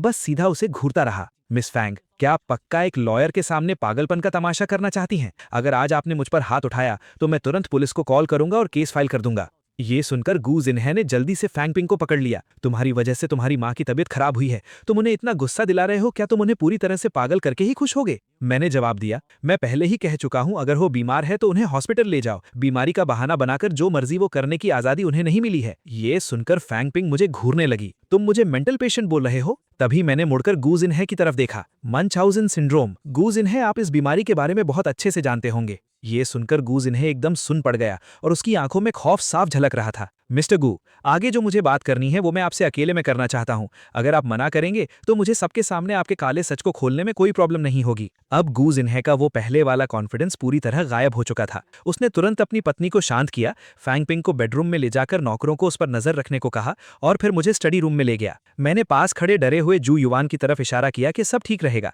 स्टडी रूम में पहुंचकर मैंने बहुत ही काम तरीके से अग्रीमेंट पेपर्स निकाले। गू फैमिली की मुझे कोई भी चीज नहीं चाहिए। अगर आपको शर्तें मंजूर हैं तो यहाँ साइन कर दीजिए। ये सुनकर गू जिन्हे पर कोई असर नहीं दिखा। वो अपनी बॉस चेयर पर बैठा, सिगरेट जलाई और फिर ड्रॉअर खोलकर एक अकाउंट बुक निकाली। मैंने कहा था, अगर तुम्हें हमसे रिश्ते तोड़ने हैं तो पहले सारे पैसे वापस करो, 300 मिलियन। ये सुनकर मैं कोल्ड टोन में हंसा। मिस्टर गू, मैं आपसे डिस्कशन नहीं कर रहा हूं, मैं आपको ऑर्डर दे रहा हूं। 6 साल की उम्र से मैं अपनी दादी के साथ रहा हूं और 18 साल तक उन्होंने ही मुझे पाला है। पता नहीं किस बेशर्मी से आप मुझसे 300 मिलियन मांग रहे हैं। ये झूठा बिल आपने कैसे बनाया है ये सिर्फ आप ही जानते हैं। मेरे साथ ये फालतू के नाटक मत कीजिए। अगर अगर आपने मुझे सच में गुस्सा दिला दिया तो मुझे दुनिया को ये बताने में कोई झिझक नहीं होगी कि मिस फैंग ने खुद अपनी छोटी बेटी को मारा था और उसका इल्जाम अपने बड़े बेटे पर डाल दिया। मेरी ये बात सुनते ही गू ज़ेनहे अपनी चेयर से खड़ा हो गया और चिल्लाया, क्या तुम्हारे पास कोई सबूत है जो तुम ये बकवास कर रहे हो? इस पर मैंने बहुत शांति से जवाब दिया, तो जब आप लोगों ने मुझे खूनी बोला था तब आपके पास कोई सबूत था? उस वक्त घर के नौकरों ने भी देखा था। तो जरा बताइए, 1.5 मीटर ऊंची बालकनी से एक 5 साल का बच्चा जिसकी खुद की हाइट 1 मीटर भी नहीं थी, वो एक 3 साल के बच्चे को कैसे नीचे फेंक सकता है? अगर मैं ये बात इंटरनेट पर डाल दूं तो मुझे पूरा यकीन है कि बहुत सारे नेटिजन्स मेरी साइड लेकर सब कुछ साफ कर देंगे। ये सुनकर गू ज़ेनहे ने जोर से डेस्क पर हाथ मारा और खड़ा हो गया। उसकी आंखें गुस्से से फटी जा रही थी। वो मुझे डराने की कोशिश कर रहा था, लेकिन मुझे एकदम शांत खड़ा देखकर गू ज़ेनहे का वो एरोगेंस टूट गया। उसके हाथ कांपने लगे, माथे पर पसीना आने लगा और उसकी कांपती हुई आवाज निकली, ये सब बस तुम्हारी एक कहानी है। ये सुनकर मैंने अपना फोन निकाला और स्क्रीन पर एक मेडिकल रिपोर्ट खोल दी। गू ज़ेनहे ने ध्यान से देखा। वो फैंग पिंग की मेंटल हॉस्पिटल की चेकअप रिपोर्ट थी। मंचहाउज़न सिंड्रोम एक बहुत ही एक्सट्रीम साइकोलॉजिकल डिसऑर्डर है जो ज्यादातर बच्चों की मांओं में पाया जाता है। आसपास के लोगों का अटेंशन और सिंपैथी पाने के लिए वो जानबूझकर अपने बच्चों को हर्ट करती हैं, टॉर्चर करती हैं, यहाँ तक कि उन्हें मार भी देती हैं। फिर मैंने अचानक बोलना शुरू किया, फैंग पिंग आपसे बहुत ज्यादा प्यार करती थी। बेटी के पैदा होने के बाद उसे लगा कि बेटी ने सारा अटेंशन छीन लिया है। अपनी वैल्यू दिखाने और आपका अटेंशन वापस पाने के लिए उसने अपनी बेटी को मारने का फैसला किया। वो एक मां कहलाने के लायक नहीं है, एक इंसान कहलाने के भी लायक नहीं है। अपने स्वार्थ को पूरा करने के लिए उसने ना सिर्फ अपनी बेटी को मारा बल्कि अपने बेटे की जिंदगी भी बर्बाद कर दी। अपनी बात पूरी करते हुए मैंने अपने दोनों हाथ डेस्क पर रखे, थोड़ा आगे झुका और गू ज़ेनहे के करीब आकर कहा, सच को छुपाने के लिए आपने इस घर को पूरी तरह से रेनोवेट करवा दिया और 2nd फ्लोर की बैल्कनी को ग्लास से पैक करवा दिया, लेकिन मेरे पास आज भी उस वक्त की पुरानी फोटोज मौजूद हैं। 2nd फ्लोर की बैल्कनी इतनी ऊंची थी कि सिर्फ एक अडल्ट इंसान ही 3 साल के बच्चे को उठाकर नीचे फेंक सकता था। उस वक्त वहां सिर्फ मेरी माँ मौजूद थी, इसलिए वही असली खूनी है। उन्हें बचाने और सच को छुपाने के लिए आपने मेरी जिंदगी बर्बाद कर दी और मुझे खूनी बना दिया। इतने सालों में जब भी मैंने खुद को बेकसूर साबित करने की कोशिश की, उन्होंने पागल होने का नाटक शुरू कर दिया। आप ही बताइए, अगर मैं ये सारी कहानी इंटरनेट पर डाल दूं तो दुनिया गू फैमिली के बारे में क्या सोचेगी? क्या पुलिस इस केस को दोबारा ओपन नहीं करेगी? क्या तब गू फैमिली अपनी इज्जत बचा पाएगी? तुम्हारी हिम्मत कैसे हुई? गू ज़ेनहे के चेहरे पर जरा सी भी शांति नहीं बची थी। ये देखकर मैं हल्के से हंसा। खुद देख लो कि मुझ में हिम्मत है या नहीं। मेरे साथ शर्त लगाने की कोशिश मत करना, क्योंकि तुम हार जाओगे। बस यहाँ साइन कर दो, इससे पहले कि मेरा पेशेंस खत्म हो जाए। अगर तुमने ज्यादा देर की तो मैं गारंटी नहीं दे सकता कि मैं कितना पागलपन कर गुजरूंगा। ये सुनकर गू ज़ेनहे ने भारी और कोल्ड टोन में कहा, गू फैमिली के पास बिलियंस का बिजनेस और प्रॉपर्टी है। तुम गू फैमिली के इकलौते वारिस हो। क्या सच में तुम्हें ये सब नहीं चाहिए? मैंने कोल्ड टोन में जवाब दिया, तुम्हारी चीजें मुझे गंदी लगती हैं। काश ऐसा हो सकता कि मैं कभी गू फैमिली में पैदा ही ना होता और कभी तुम्हारा बेटा ही ना बनता। ठीक है, गू ज़ेनहे ने गुस्से में 3 बार ठीक है बोला। उसके हाथ पूरी तरह कांप रहे थे। उसने पूरी ताकत के साथ एग्रीमेंट पर अपने साइन कर दिए। गू मुशेंग, बाद में पछताना मत। गू ज़ेनहे को आखिरकार साइन करते हुए देखकर मैंने एग्रीमेंट पेपर समेटते हुए कहा, मेरे बारे में सोचने से अच्छा है तुम अपने बारे में सोचो। एक खूनी के मददगार। तुम एक बाप कहलाने के लायक नहीं हो और ना ही एक बेटे कहलाने के लायक हो। अपनी झूठी इज्जत बचाने के लिए तुमने अपनी दादी को धोखा दिया है। दादी का नाम सुनते ही गू ज़ेनहे की आंखों में पहली बार गिल्ट और पछतावे की एक झलक दिखाई दी। ये कहकर मैं बिना किसी हिचकिचाहट के मुड़ा और वहां से चला गया। मुझे बाहर आते देख जू युआन ने जल्दी से धीमी आवाज में पूछा, क्या तुमने साइन कर दिए? उसने तुम्हारे लिए कोई प्रॉब्लम तो नहीं क्रिएट की? हाँ, साइन कर दी। ये कहकर मैंने एग्रीमेंट पेपर्स उसे दे दी। जू युआन ने उन्हें ध्यान से चेक किया और जब उसे तसल्ली हो गई कि सब ठीक है तो उसने उन्हें ध्यान से रख ली। तभी फैंग पिंग को शायद एहसास हो गया था कि मैं जा रहा हूँ। वो सब कुछ भूलकर बेडरूम से बाहर भागी और चिल्लाने लगी, गू मुशेंग तुम कहीं नहीं जा सकते। तुम मेरे बेटे हो, मैंने तुम्हें पैदा किया है, तुम्हें मेरी जिम्मेदारी लेनी होगी, तुम्हें अपनी बहन की मौत का पश्चाताप करना होगा, तुम यहाँ से कहीं नहीं जा सकते। उसका ये ड्रामा देखकर मुझे कुछ भी फील नहीं हो रहा था, क्योंकि अगर मैं यहाँ से चला गया तो वो सारा पाप उसी के सिर पर आ जाएगा और वो उस पाप का बोझ नहीं उठा सकती। लेकिन घर के बाकी सभी लोग एकदम सुन्न थे, जैसे उन्हें इस सब की आदत हो गई हो। घर में सबको यही लगता था कि फैंग पिंग के हंगामा करने पर मैं हमेशा हार मानकर घुटनों के बल माफी मांग लूंगा। लेकिन इस बार मैंने शांति से फैंग पिंग के पीछे इशारा करते हुए कहा, चिल्लाना बंद करो, तुम्हारी बेटी तुम्हारे कंधे पर बैठकर तुम पर हंस रही है। इतना कहते ही गुस्से में पागल हो रही फैंग पिंग अचानक एकदम शांत हो गई। उसका चेहरा देखते देखते पीला पड़ गया और उसकी आंखों में खौफ साफ दिखने लगा। उसे समझ आ गया कि अब वो उसके कंट्रोल में नहीं है। वो जोर जोर से चीखने लगी। इस बार वो सच में पागल हो गई थी। जो लोग पागलपन का नाटक करते हैं वो एक दिन सच में पागल हो ही जाते हैं। उसकी चीखें पूरे हॉल में गूंज रही थी। फैंग पिंग जमीन पर गिर पड़ी और अपने बाल नोचने लगी। ये बात सुनकर गू ज़ेनहे भी स्टडी रूम से बाहर आ गया। अपनी पागल पत्नी और मुझ जैसे कोल्ड बेटे को देखकर वो खुद से पूछने लगा कि क्या इतने सालों में वो सच में गलत था। तमाशा खत्म हो चुका था। मैंने डरे हुए जू युआन को बुलाया और कहा, चलो चलते हैं। मुझे सच में जाता हुआ देखकर फैनपिंग ने चिल्लाना बंद किया और बोली, तुम कहीं नहीं जा सकते। अगर तुम चले गए तो किन फैमिली के साथ हमारी डील का क्या होगा? उसने अपने पति की तरफ देखकर कहा, इसे बांध दो और बेसमेंट में बंद कर दो। गू जिनहे को कुछ न करते देख फैंगपिंग ने मेरी तरफ देखकर चिल्लाई, गुमुशेंग वापस आओ, अगर तुम गए तो मैं अपनी जान दे दूंगी। ये सुनकर मेरे कदम रुक गए। मैंने मुड़कर कहा, तुम्हें जैसे मरना है मरो, कम से कम मरने के बाद तुम अपनी बेटी से माफी तो मांग सकोगी। मेरी बात सुनकर गू जिनहे ने मुझे टोकते हुए कहा, गो मुशैंग, बस करो। बस करूं? क्या बस करूं? वो मरने की धमकी दे रही है। क्या ये मुझे डराने के लिए नहीं है? इतने सालों में उसने ये नाटक हजारों बार किया है, लेकिन वो कभी नहीं मरी। मैं अब ये सब देखकर थक चुका हूं। गू जिनहे का शरीर कांप रहा था। उसे डर था कि गू फैमिली का ये काला सच बाहर ना आ जाए। तभी फांगपिंग गू जिनहे के पास जाकर रोने लगी। इसके सारे कार्ड्स ब्लॉक कर दो, इसे एक पैसा भी मत देना। अगर ये यहां से जाता है तो इसे बाहर सड़कों पर भूखा मरने दो। इस बार मैंने कुछ नहीं कहा, बस एक कोल्ड स्माइल दी और बिना पीछे मुड़े वहां से चला गया। गू फैमिली के घर से निकलने के बाद जो युवान का चेहरा बहुत अजीब लग रहा था। उसने मेरे कंधे पर हाथ रखा और बोला, परेशान मत हो, अब मुझे समझ आ रहा है कि तुम इस परिवार से अलग क्यों होना चाहते थे। मुशैंग, तुम मेरे अच्छे दोस्त हो, अगर कोई भी प्रॉब्लम हो तो मुझे बताना। ये सुनकर मैंने पूरी सीरियसनेस के साथ कहा, तो फिर मुझे कोई नौकरी दिलवा दो। जो युवान को लगा कि मुझे सच में पैसों की बहुत जरूरत है, इसलिए वो अपने दिमाग में ऐसी नौकरियां सोचने लगा जो वो मुझे दे सकता था। मुझ में टैलेंट है, गुड लुक्स हैं, लेकिन मैं कोई ऑर्डिनरी जॉब नहीं कर सकता। गू फैमिली के बेटे को काम मिलने में बहुत मुश्किलें आ सकती हैं। तभी जो युवान ने अपने बाल खुजाते हुए कहा, सच कहूं तो मेरे पास एक हाई पेइंग जॉब है, मंथली सैलरी 20 लाख है और बाद में प्रॉफिट शेयर भी मिलेगा। अगर शो हिट हो गया तो तुम महीने के करोड़ों कमा सकते हो। ये सुनकर मुझे इंटरेस्ट आ गया। कौन सी जॉब है? ये एक slow paced romance variety show है, नाम है लव ऑन द जर्नी। जो युवान ने मुझे शो की डिटेल्स दी, जैसे जैसे मैं सुन रहा था मुझे कुछ याद आने लगा। शो का नाम सुनकर मुझे एकदम से याद आ गया कि ये तो वही रोमांस वैरायटी शो है। मैंने अपना सिर हिलाया और कहा, मुझे डायरेक्टर का नंबर दो, मैं उससे बात करूंगा। मुझे इतनी जल्दी राजी होते देख जो युवान थोड़ा हैरान हुआ, लेकिन फिर जल्दी से बोला, तुम्हारी सिचुएशन देखकर मुझे नहीं पता डायरेक्टर क्या कहेगा। तुम अभी बहुत फेमस हो गए हो, पूरा इंटरनेट तुम्हारे बारे में बातें कर रहा है। भले ही लोग अच्छी बातें नहीं कर रहे, लेकिन तुम्हारे नाम के साथ बहुत अटेंशन जुड़ा हुआ है। अगर तुम इस शो में गए तो हो सकता है तुम अपनी इमेज साफ कर सको। कुछ ही देर बाद जब डायरेक्टर को पता चला कि जो युवान मुझे शो के लिए रेकमेंड कर रहा है, तो उसने तुरंत मुझसे मिलने की इच्छा जताई। मुझे लगा था कि हम पहले मिलेंगे, डिस्कस करेंगे और फिर वो डिसाइड करेगा, लेकिन डायरेक्टर तो सीधा कॉन्ट्रैक्ट लेकर आ गया था। मिस्टर गू, मैंने आपके बारे में सुना है और मैं आपको अपने शो में बहुत खुशी से वेलकम करूंगा। ये कॉन्ट्रैक्ट है, अगर आपको सब ठीक लगे तो साइन कर दीजिए। कॉन्ट्रैक्ट पढ़कर मैंने फ्राउन किया। डायरेक्टर, क्या आपको एक बार और नहीं सोचना चाहिए? मेरी रेपुटेशन अभी बहुत खराब है और मैंने अभी अभी गू फैमिली से सारे रिश्ते तोड़े हैं। ये सुनकर डायरेक्टर हल्का सा हंसा। जो युवान ने मुझे सब कुछ बता दिया है। रेपुटेशन तो दूसरों के बोलने से बनती है। तुम असल में कैसे इंसान हो ये सिर्फ वो लोग जानते हैं जो तुम्हें करीब से समझते हैं। ये शो लोगों को तुम्हें बेहतर जानने का मौका देगा।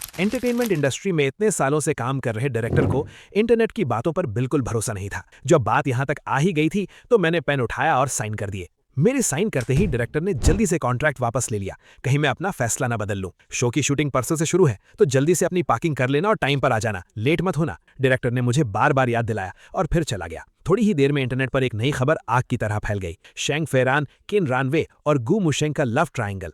मेरे एंगेजमेंट तोड़ते ही मैं एक डेटिंग शो में जा रहा हूँ। प्यार के दुश्मन आमने सामने होंगे लव ऑन द जर्नी में। तभी किन रानवे का मैसेज आया, क्या तुम किसी डेटिंग शो में जा रहे हो? तुम वहां नहीं जाओगे, सुना तुमने? मैंने मैसेज पढ़ा लेकिन कोई रिप्लाई नहीं किया। जब मैं नहाकर बाहर आया तो देखा उसके कुछ और मैसेजेस भी आए थे। किन रानवे को मुझे कंट्रोल करने की आदत सी हो गई थी। जब शेंग फेरान एक एक्टर होकर दूसरों के साथ रोमांटिक सीन्स करता था तब तो वो उसे कुछ नहीं कहती थी। गू मुशेंग, मुझे रिप्लाई करो, तुम ये सब तमाशा बंद नहीं कर सकते क्या? एंगेजमेंट तोड़ते ही तुम इस तरह के शो में जा रहे हो। तुमने मुझे समझा क्या है और कितने लोगों के सामने तुम मेरा मजाक बनाओगे? उसके मैसेजेस देखकर मुझे समझ आ गया कि उसे प्रॉब्लम शो से नहीं बल्कि इस बात से थी कि मैं शो में जा रहा हूं। उसे लग रहा था कि मेरे शो में जाने से उसकी बेइज्जती होगी। अगर उसे बेइज्जती फील हो रही थी तो कल जब वो एंगेजमेंट छोड़कर भागी थी तब उसे बेइज्जती फील क्यों नहीं हुई? सच कहते हैं, दर्द तभी महसूस होता है जब थप्पड़ अपने गाल पर पड़ता है। ये सोचकर मैंने बिना कुछ सोचे किन रानवे को ब्लॉक कर दिया और डिलीट कर दिया। दूसरी तरफ किन रानवे पागलों की तरह टाइप कर रही थी, तुम इस शो में नहीं जा सकते, तुम कोई एक्टर नहीं हो, तुम बस अपना ही मजाक बनवाओगे। लेकिन जैसे ही उसने मैसेज सेंड किया,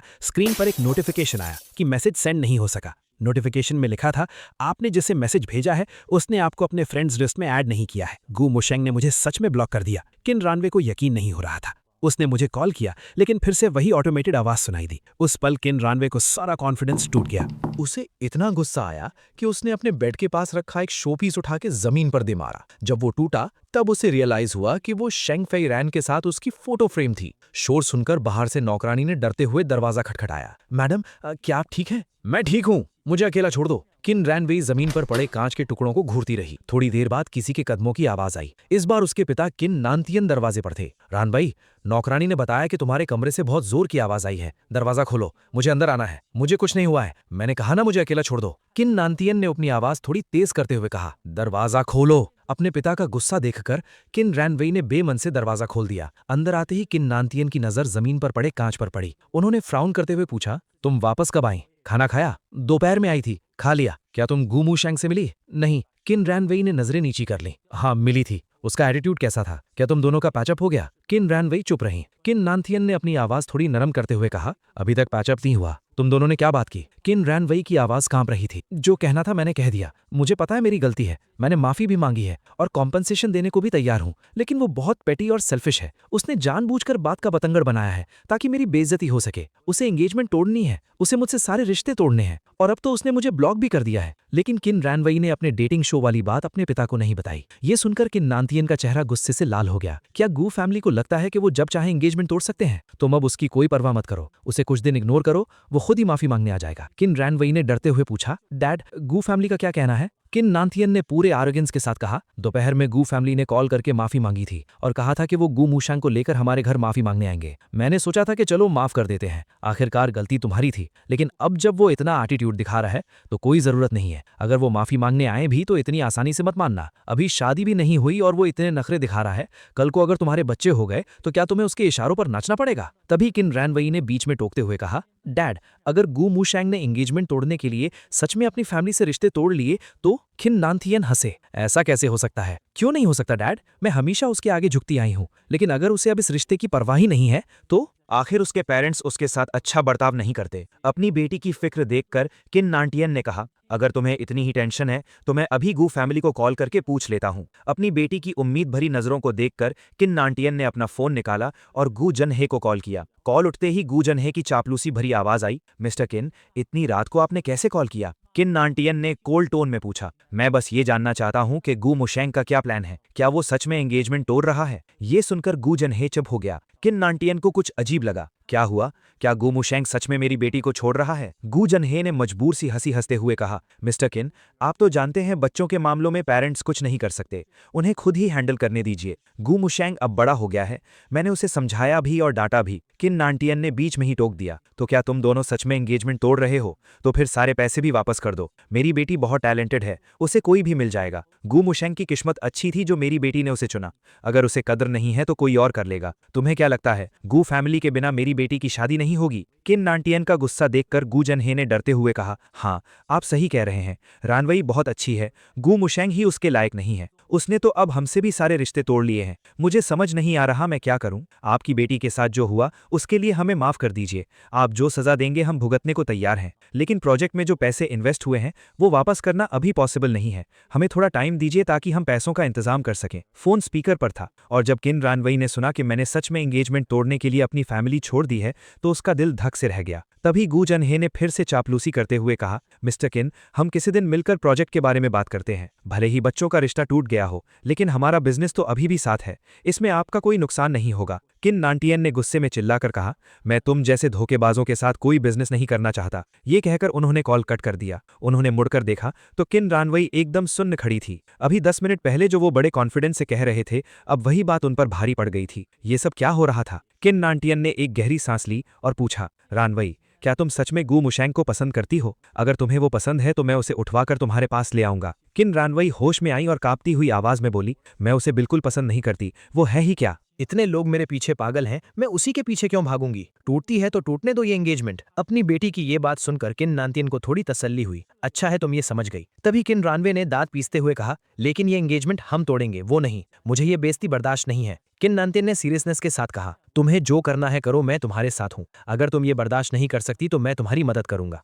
मेरी बेटी के साथ ऐसा बर्ताव करने की सजा उसे जरूर मिलेगी। मैं उसे रोंगचेंग में टिकने नहीं दूंगा। लड़के बहुत हैं दुनिया में, तुम्हें कोई और अच्छा मिल जाएगा। बस इस बार कोई ऐसा चुनना जिसका फैमिली बैकग्राउंड गू फैमिली से अच्छा हो। ये सुनकर किन रानवे को समझ आ गया कि उसके पिता शेंग फेरान की बात कर रहे हैं। किन नानतिन के जाते ही किन रानवे ने अपना फोन चेक किया। 5 मिनट पहले शेंग फेरान का वीडियो कॉल आया था। उसने तुरंत वापस कॉल किया। शेंग फेरान अभी भी हॉस्पिटल में ही था। वीडियो में वो कल से थोड़ा बेहतर लग रहा था। तुम ठीक हो ना? रानवे, अंकल किन ने कल के लिए तुम्हें डांटा तो नहीं? नहीं, शेंग फेरान ने फिर पूछा। और गुमुशेंग, क्या तुम दोनों मिले? क्या सब क्लियर हो गया? किन रानवे ने रूखेपन से जवाब दिया, मैं अभी उसके बारे में कोई बात नहीं करना चाहती। उसका मूड खराब देखकर शेंग फेरान ने थोड़ा हेजिटेटिंगली कहा, अभी मुझे वांग जी ने बताया कि गुमुशेंग एक वैरायटी शो में जा रहा है। वो शो बेसिकली फेक कपल्स बनाने के लिए है। वो तुम्हारा फियांसे है, वो ऐसे शो में कैसे जा सकता है? ये तो तुम्हारी बेइज्जती है। परसों से उस शो की शूटिंग शुरू है। अगर ये बात सच साबित हो गई तो किन फैमिली की बहुत बदनामी होगी। गुमुशेंग को तुम्हारे बारे में सोचना चाहिए था। तुम दोनों की फैमिली का नाम एक साथ जुड़ा है। वो अंकल किन की इज्जत के साथ ऐसा कैसे कर सकता है? किन रानवे का चेहरा एकदम फ्लैट था, लेकिन उसने फोन को बहुत कसकर पकड़ा हुआ था। तुम्हें इस शो के बारे में इतना कैसे पता? शेंग फेरान ने तुरंत सफाई दी, मैं वहां रोमांस करने नहीं जा रहा हूं। मैं तो बस स्टूडियो में बैठकर शो को जज करूंगा। डायरेक्टर मेरा अच्छा दोस्त है। किन रानवे ने फ्राउन करते हुए कहा, मैंने गुमुशेंग से एंगेजमेंट तोड़ ली है। अब वो जो चाहे कर सकता है।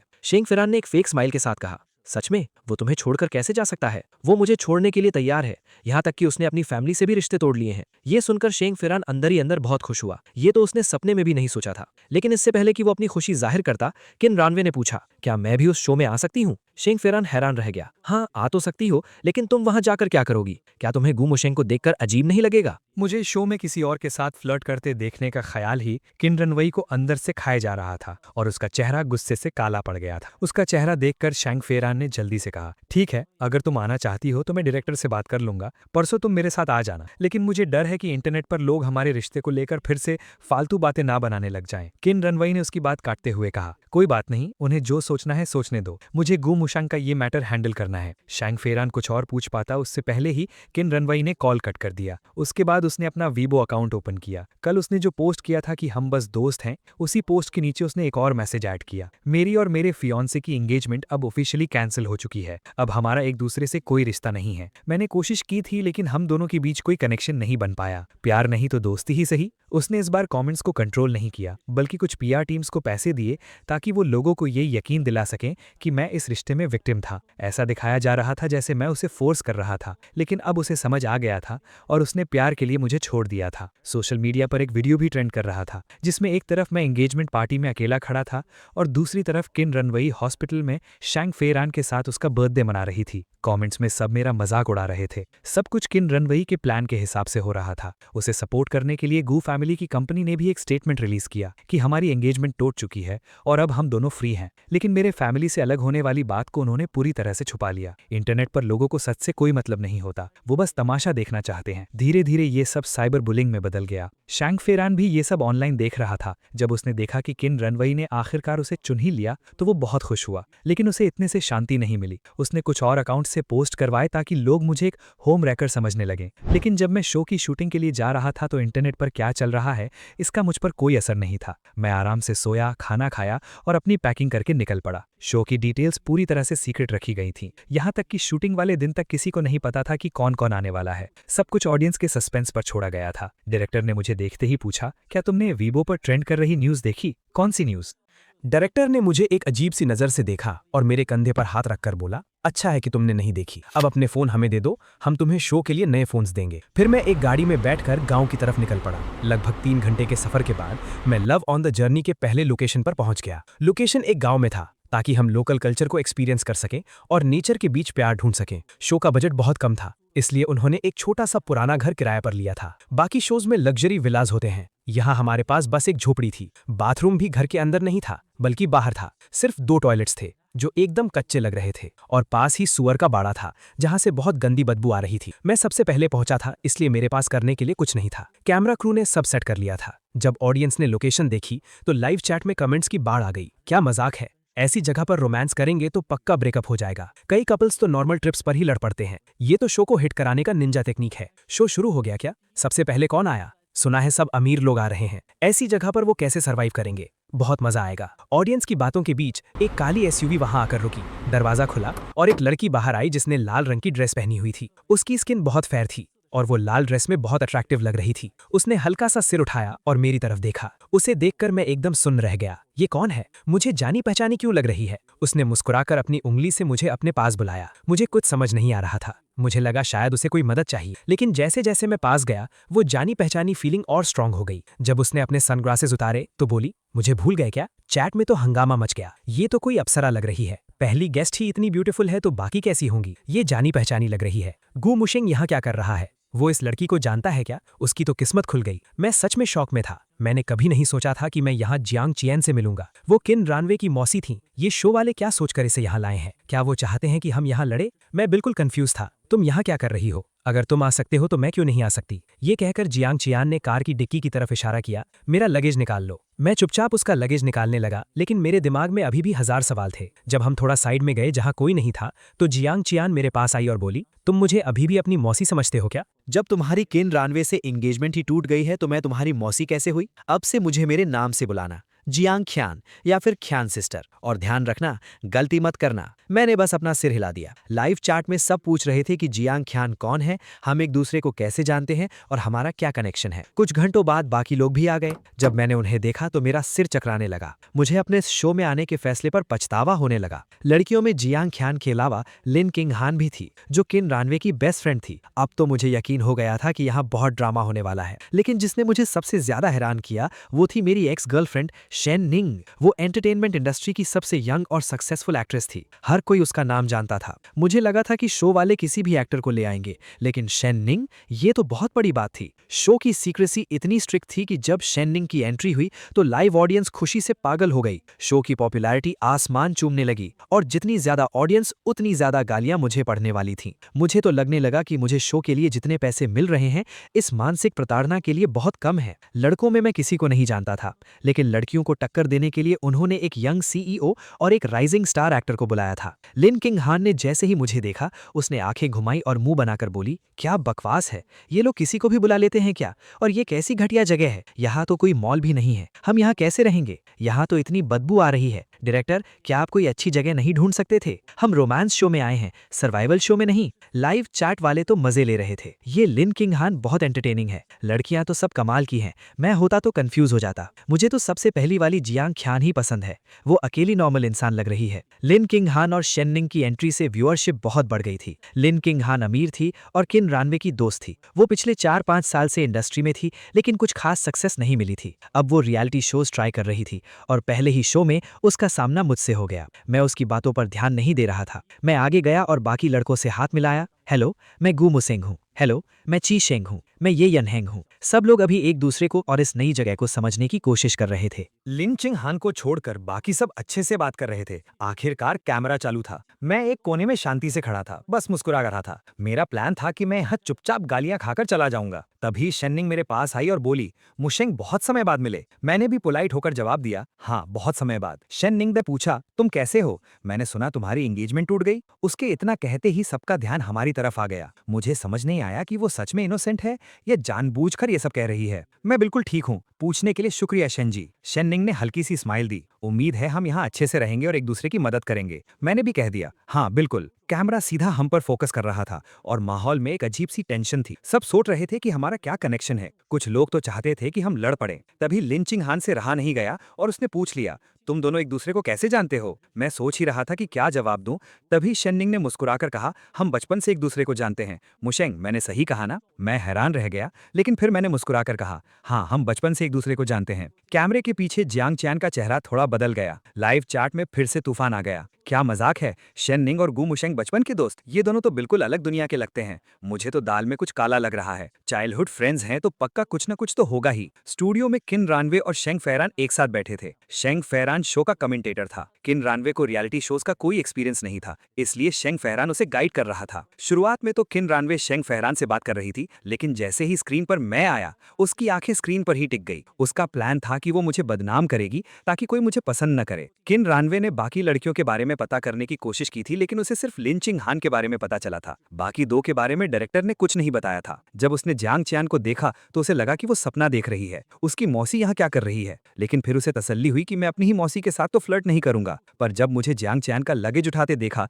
तो उसे बहुत गुस्सा आया। जियांग चियान को पता था कि हमारी एंगेजमेंट टूट चुकी है, फिर भी वो मुझसे ऐसे काम क्यों करवा रही थी। लेकिन जिस बात ने उसे सबसे ज्यादा परेशान किया वो थी शेन निंग की एंट्री। शेन निंग के साथ मेरा कनेक्शन जुड़ना उसके लिए खतरे की घंटी थी। वो अपना ग्लास कसकर पकड़े हुए थी। शेन निंग मेरे पास गई थी और किन रानवे का चेहरा गुस्से से लाल हो रहा था। वो ये जानने के लिए बेताब थी कि मैं और शेन निंग एक दूसरे को कैसे जानते हैं। शेंग फैरान ने मौके का फायदा उठाते हुए कहा, मुझे भी नहीं पता था कि गू मुशेंग और शेन्निंग एक दूसरे को जानते हैं। रैनवी, तुम तो उसे इतने सालों से जानती हो, क्या तुम्हें पता था? किन रैनवी ने एक कोल्ड स्माइल दी और कहा, उसने मुझे कभी नहीं बताया और मुझे उसकी लाइफ में कोई इंटरेस्ट नहीं है। अगर इंटरेस्ट नहीं है तो चेहरा इतना लाल क्यों हो रहा है? ऐसा लग रहा था जैसे वो दोनों बहुत क्लोज हों। तभी किसी ने लाइव चैट में पूछा, ये जियांग चियान कौन है? बहुत खूबसूरत है, कोई इन्फ्लुएंसर है क्या? किन रैनवी ने बिना सोचे समझे कह दिया, वो मेरी मौसी है। तुम्हारी मौसी? इतनी यंग? किन रैनवी चुप रही। शो में मैं भी शौक में था कि शेन निंग ने सबके सामने हमारे रिश्ते के बारे में बता दिया। लिन किंग हैन ने ताना मारते हुए कहा, चाइल्डहुड फ्रेंड्स, तुमने तो कभी नहीं बताया। मैंने इरिटेट होकर कहा, तुम मेरी क्या लगती हो जो मैं तुम्हें सब कुछ बताऊं? तुम्हें मेरी इतनी फिक्र क्यों हो रही है? कौन कर रहा है तुम्हारी फिक्र? लिन किंग हैन भड़क गई, तो फिर मेरे मामलों में अपनी नाक मत घुसाओ। इससे पहले कि हमारी लड़ाई और बढ़ती, डायरेक्टर आकर हमें पहला टास्क दे दिया। पहला टास्क है घर की सफाई करना, अंदर और बाहर सब कुछ साफ करना होगा। जब सफाई हो जाएगी तब हम चेक करेंगे और अगर सब ठीक रहा तो ही आपको खाना मिलेगा। लिन किंग हैन ने गुस्से में कहा, इतना बड़ा घर और हम खुद साफ करेंगे? हाँ, और अगर साफ नहीं किया तो लंच नहीं मिलेगा। लंच टाइम होने में 3 घंटे बचे हैं। और हाँ, हम सिर्फ राशन देंगे, खाना आप लोगों को खुद बनाना होगा। लिन किंग हैन उस गंदे और कीड़ों से भरे घर को देखकर ही डर रही थी। ची शेंग सीईओ ने माहौल शांत करते हुए कहा, मैं गांव का रहने वाला हूं, मुझे पता है ये सब कैसे करते हैं। मैं काम बांट देता हूं, ठीक है? सब मान गए। लड़कों को भारी काम मिला, लड़कियों को झाड़ू पोछा, मुझे किचन साफ करने का काम मिला। लाइव चैट में लोग मेरे काम करने के तरीके को नोटिस कर रहे थे। गू मुशेंग तो घर के कामों में एक्सपर्ट लग रहा है, इतनी जल्दी जल्दी काम कर रहा है। अब मुझे ये उतना बुरा नहीं लग रहा। ये कौन सा क्लीनर यूज कर रहा है? इतनी जल्दी सब चमक गया। जिनको ओसीडी है उन्हें तो ये देखकर मजा आ रहा होगा। मुझे भी इस क्लीनर का लिंक चाहिए। बाकी लोग तो एकदम कंफ्यूज लग रहे हैं। मुझे सबसे मुश्किल काम मिला था, लेकिन मैंने उसे 2 घंटे में ही खत्म कर दिया। किचन एकदम चमकने लगा था। काम खत्म करके मैं एक कोने में पानी पीते हुए आराम कर रहा था। लिन किंग हैन अभी भी मकड़ियों से डरकर चिल्ला रही थी। शेन निंग धीरे धीरे काम कर रही थी। जियांग चियान बहुत तेज थी, लेकिन उसकी ड्रेस उसे परेशान कर रही थी। उसने अपनी हील्स उतारी और अपनी ड्रेस को थोड़ा ऊपर बांध लिया। सबको लग रहा था कि मैं उनकी मदद करूंगा, लेकिन मैं बस शांति से खड़ा सब देख रहा था। लिन किंग हान को यह देखकर बहुत गुस्सा आ रहा था। गू मुशेंग, तुम वहां खड़े खड़े क्या देख रहे हो? आकर हमारी मदद करो। जल्दी काम खत्म होगा तो जल्दी खाना मिलेगा। मुझे बहुत भूख लगी है। मैंने पानी का ग्लास नीचे रखा और कहा, अपना काम खुद करो। तुम्हें भूख लगी है तो मैं क्या करूं? लिन किंग हान को यकीन नहीं हुआ। तुम अभी फ्री हो तो हमारी मदद क्यों नहीं कर सकते? मैं फ्री हूं इसका मतलब ये तो नहीं कि मैं तुम्हारा नौकर हूं। तुम्हारे हाथ पैर टूट गए हैं क्या? ची चैंग ने फिर से बीच बचाव किया। किंग हान, मैं तुम्हारी मदद कर देता हूं। मेरा काम लगभग हो गया है। लिन किंग हान ने मुझे गुस्से से देखा और ची चैंग से कहा, थैंक यू, तुम बहुत अच्छे हो। कुछ लोगों में तो बिल्कुल मैनर्स ही नहीं है। टीम वर्क नाम की कोई चीज ही नहीं है। तभी तो इसका ब्रेकअप हो गया। शो अभी शुरू ही हुआ था और पर्सनल अटैक्स चालू हो गए थे। मैंने उसे इग्नोर किया और डायरेक्टर से पूछा, डायरेक्टर, मैंने अपना काम कर लिया है, क्या मैं थोड़ा बाहर घूम सकता हूं? डायरेक्टर ने याद दिलाया, तुम जा सकते हो, लेकिन जब तक पूरा घर साफ नहीं होगा खाना नहीं मिलेगा। मुझे पता था डायरेक्टर चाहता था कि मैं बाकी लोगों की मदद करूं, लेकिन मैंने मना कर दिया। मुझे भूख नहीं है, मैं बाद में खा लूंगा। मुझे पता था कि अगर मैंने आज मदद की तो मुझे रोज सबकी मदद करनी पड़ेगी। मैं यहाँ काम करने नहीं आया था। मैंने सोच लिया था कि मैं यहाँ एक रूड और केयरलेस इंसान की तरह रहूंगा। वैसे भी मुझे गालियां पड़ ही रही थीं, थोड़ी और पड़ जाएंगी तो क्या फर्क पड़ेगा। डायरेक्टर ने मुझे जाने दिया। मैं घर से थोड़ा दूर एक तालाब के पास गया। वहां एक आदमी मछली पकड़ रहा था। मैंने उससे पूछा, भैया, क्या मैं यहाँ मछली पकड़ सकता हूँ? उसने उदास होकर कहा, हाँ, लेकिन यहाँ मछली पकड़ना बहुत मुश्किल है। मैं सुबह से बैठा हूँ और सिर्फ 2 छोटी मछलियां ही पकड़ पाया हूँ। तभी उसके फोन की घंटी बजी। उसे घर से खाने के लिए बुला रहे थे। मुझे घर जाना है। अगर तुम्हें मछली पकड़नी है तो मेरी फिशिंग रॉड ले लो, बाद में वापस कर देना। मैंने खुशी खुशी रॉड ले ली। थैंक यू भैया। अगर मैंने मछली पकड़ी तो मैं आपको आधी दे दूंगा। आपका घर कहाँ है? वो सफेद वाला घर मेरा ही है। वो कैमरा देखकर थोड़ा नर्वस हो गया था और जल्दी से चला गया। मैंने रॉड में चारा लगाया और बैठ गया। मछली पकड़ते हुए देखना बहुत बोरिंग था, इसलिए बहुत से लोग लाइव स्ट्रीम से चले गए, लेकिन जाने से पहले गालियां देकर गए। थोड़ी ही देर में रॉड हिली। मैंने तुरंत उसे खींचा और एक 5 किलो की मछली बाहर आ गई। जो हेटर्स मुझे गालियां दे रहे थे वो सब चुप हो गए। मैंने आराम से मछली को टोकरी में डाला और फिर से बैठ गया। ये तो पक्का तुक्का था। अब देखना दूसरी मछली नहीं पकड़ पाएगा। लेकिन थोड़ी देर में रॉड फिर हिली, इस बार एक 3 किलो की मछली। गू मुशेंग तो प्रो निकला, भाई ओपी। मेरे लाइव स्ट्रीम में 1 लाख से 20 लाख लोग आ गए। डायरेक्टर भी अपने फोन पर मेरी स्ट्रीम देख रहा था। एक आदमी सुबह से 2 छोटी मछलियां पकड़ पाया था और मैंने आधे घंटे में 4 बड़ी मछलियां पकड़ ली थी। हेटर्स तो एकदम गायब ही हो गए थे। अब सिर्फ शेंग फेरान के फैंस ही मुझे गालियां दे रहे थे। मेरे पास 4 मछलियां हो गई थी, जो खाने के लिए काफी थी। मैंने अपना सामान समेटा और फिशिंग रॉड वापस करने उस आदमी के घर गया। भैया, मैं आपकी रॉड वापस करने आया हूँ। इतनी जल्दी? क्या कुछ पकड़ा? हाँ, 4 मछलियां। चलिए आधी आधी बांट लेते हैं। उस आदमी को यकीन नहीं हुआ। उसे लगा था कि मैंने छोटी मछलियां पकड़ी होंगी, लेकिन जब उसने टोकरी देखी तो वो भर चुकी थी। 15 किलो मछलियां। बहुत बढ़िया, तुम तो एक्सपर्ट हो। अगर तुम रोज ऐसे ही मछलियां पकड़ोगे तो इस तालाब की सारी मछलियां खत्म हो जाएंगी। मैंने कहा, भैया आइए मछलियां बांटते हैं। उसने मना करते हुए कहा, मेरे घर में सिर्फ 3 लोग हैं, 1 मछली काफी है, बाकी 3 तुम रख लो, तुम लोग इतने सारे हो। मैंने सोचा और कहा, हम लोग 3 मछलियां नहीं खा पाएंगे। एक काम करते हैं, मैं आपके किचन में ही चारों मछलियां बना लेता हूं, फिर हम सब मिलकर खा लेंगे। वो आदमी मान गया। ठीक है, अगर तुम्हें परेशानी ना हो तो आ जाओ। मैंने मछलियां साफ की और काटना शुरू किया। मेरे काम करने के तरीके से ही पता चल रहा था कि मैं बहुत अच्छी कुकिंग करता हूं। कैमरा क्रू के मुंह में भी पानी आ रहा था। उस आदमी ने पूछा, तुमने कुकिंग सीखी है क्या? हाँ, मैंने सिचुआन स्टाइल कुकिंग सीखी है। जैसे ही मैंने मछली के पीसेस को गर्म तेल में डाला, एक बहुत अच्छी आवाज आई और खुशबू फैल गई। लाइव चैट में लोग पागल हो रहे थे। गू मुशेंग को कुकिंग भी आती है? देखकर ही मुंह में पानी आ रहा है। जो कह रहे थे कि इसे कुछ नहीं आता, अब बोलो, ये पक्का सबके लिए खाना बना रहा है।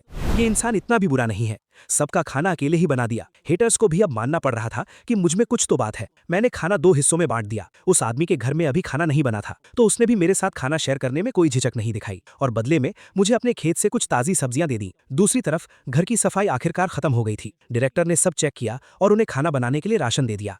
हालांकि खाना बनाना एक बड़ी प्रॉब्लम बन गया था। शो वालों ने सिर्फ इंग्रेडिएंट्स दिए थे और यहाँ पकाने के लिए सिर्फ लकड़ियां और एक बड़ा चूल्हा था। कोई गैस नहीं थी, जिससे आग को कंट्रोल करना बहुत मुश्किल हो रहा था। खाना बनाना एक डिजास्टर बन गया था। जो किचन मैंने इतनी मेहनत से साफ किया था, वो एक ही घंटे में फिर से काला हो गया था। 6 लोगों का खाना अब आधा ही बचा था। ची चेंग ने अपनी गलती मानते हुए कहा, ये मेरी गलती है, मैंने सब्जी जला दी और सारा खाना वेस्ट कर दिया। लिन ख्यान हान ने उसे तसल्ली देते हुए कहा, कोई बात नहीं, हम सब पहली बार कर रहे हैं, ऐसा होना नॉर्मल है। मैंने भी तो अभी चीनी को नमक समझकर डाल दिया था। ये सुनकर ची चेंग ने एक शर्मीली स्माइल दी। मुझे तसल्ली देने के लिए थैंक यू। फिर उसने थोड़ा बेबस होकर कहा, चलो पहले खा लेते हैं, फिर थोड़ा आराम करेंगे। शायद दोपहर में कोई टास्क हो और रात के खाने के बारे में हम बाद में सोचेंगे। तभी ये यान हैंग ने पूछा, और गुमुशेंग कहाँ है? ये सुनकर लिन ख्यांग हान ने मुंह बनाते हुए कहा, पता नहीं काम से बचने के लिए कहाँ भाग गया है।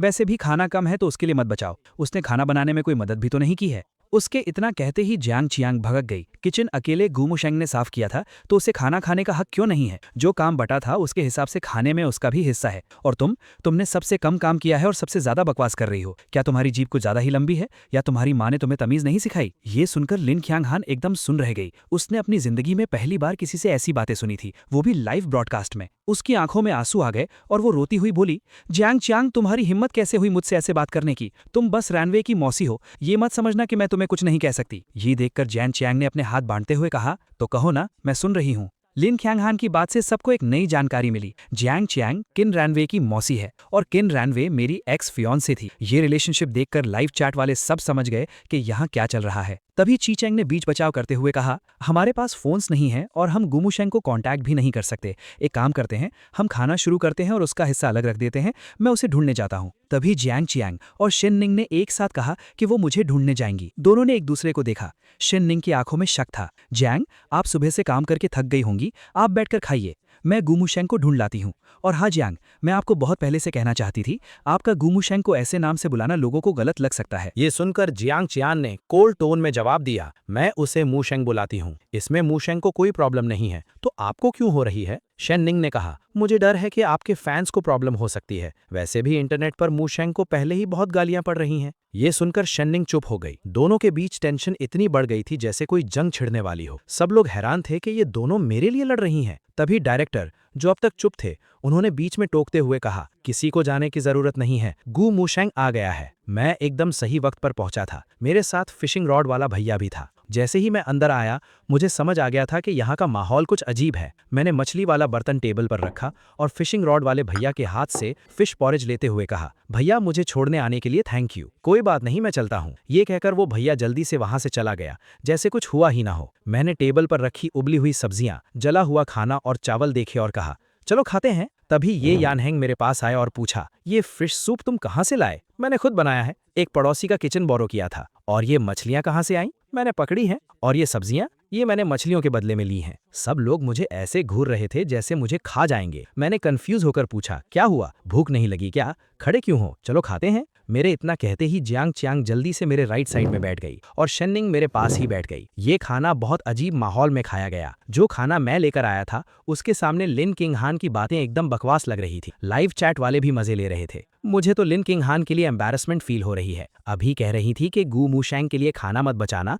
क्या गू मूशैंग को तुम्हारे जले हुए खाने की जरूरत है? गू मूशैंग के खाने के सामने ची चैंग का खाना तो सुअर के खाने जैसा लग रहा है। स्टूडियो में किन रानवी स्क्रीन पर दिख रहे उस फिश सूप को घूर रही थी। जब मैं पहली बार उससे मिला था तो मुझे खाना बनाना नहीं आता था। मैंने सिर्फ उसके लिए खाना बनाना सीखा था। उसे स्पाइसी खाना पसंद था, इसलिए मैंने एक एक्सपर्ट शेफ से सिचुआन कुकिंग सीखी थी। और सबसे पहली डिश जो मैंने सीखी थी वो थी सिचुआन स्टाइल फिश सूप। दोपहर का वक्त था और कमेंटेटर्स भी खाना खा रहे थे। किन रानवी के सामने बाहर का खाना रखा था जो शेंग फेरान ने उसकी पसंद का ऑर्डर किया था। शुरुआत में तो उसे खाना अच्छा लगा, लेकिन जब उसने लाइव स्ट्रीम में वो फिश सूप और पॉरेज देखा तो उसकी भूख ही मर गई। किन रानवी के गुस्से वाले नेचर की वजह से बाकी कमेंटेटर्स ने उससे मेरे बारे में कुछ नहीं पूछा और वो पूरी तरह से लाइव स्ट्रीम देखने में बिजी थी, इसलिए उसने शेन्निंग और जियांग कियान के बीच हुई बहस मिस कर दी। उसे कमेंट्स देखकर ही पता चला कि वो दोनों मेरे लिए लड़ पड़ी थी। जब दोनों मुझे ढूंढने जाने की बात कर रही थीं, तो किन रानवी का मूड बहुत खराब हो गया था। वो लगातार कमेंट्स पढ़ रही थी, ये देखने के लिए कि शायद उसे कोई काम की बात मिल जाए। शायद जियांग कियान सच में यहाँ उसका बदला लेने आई, जैसा कि कमेंट्स में लोग कह रहे थे। लेकिन उसे खुद पता था कि उसका अपनी मौसी के साथ कोई खास रिश्ता नहीं। अगर उसने मुझसे शादी का फैसला नहीं किया होता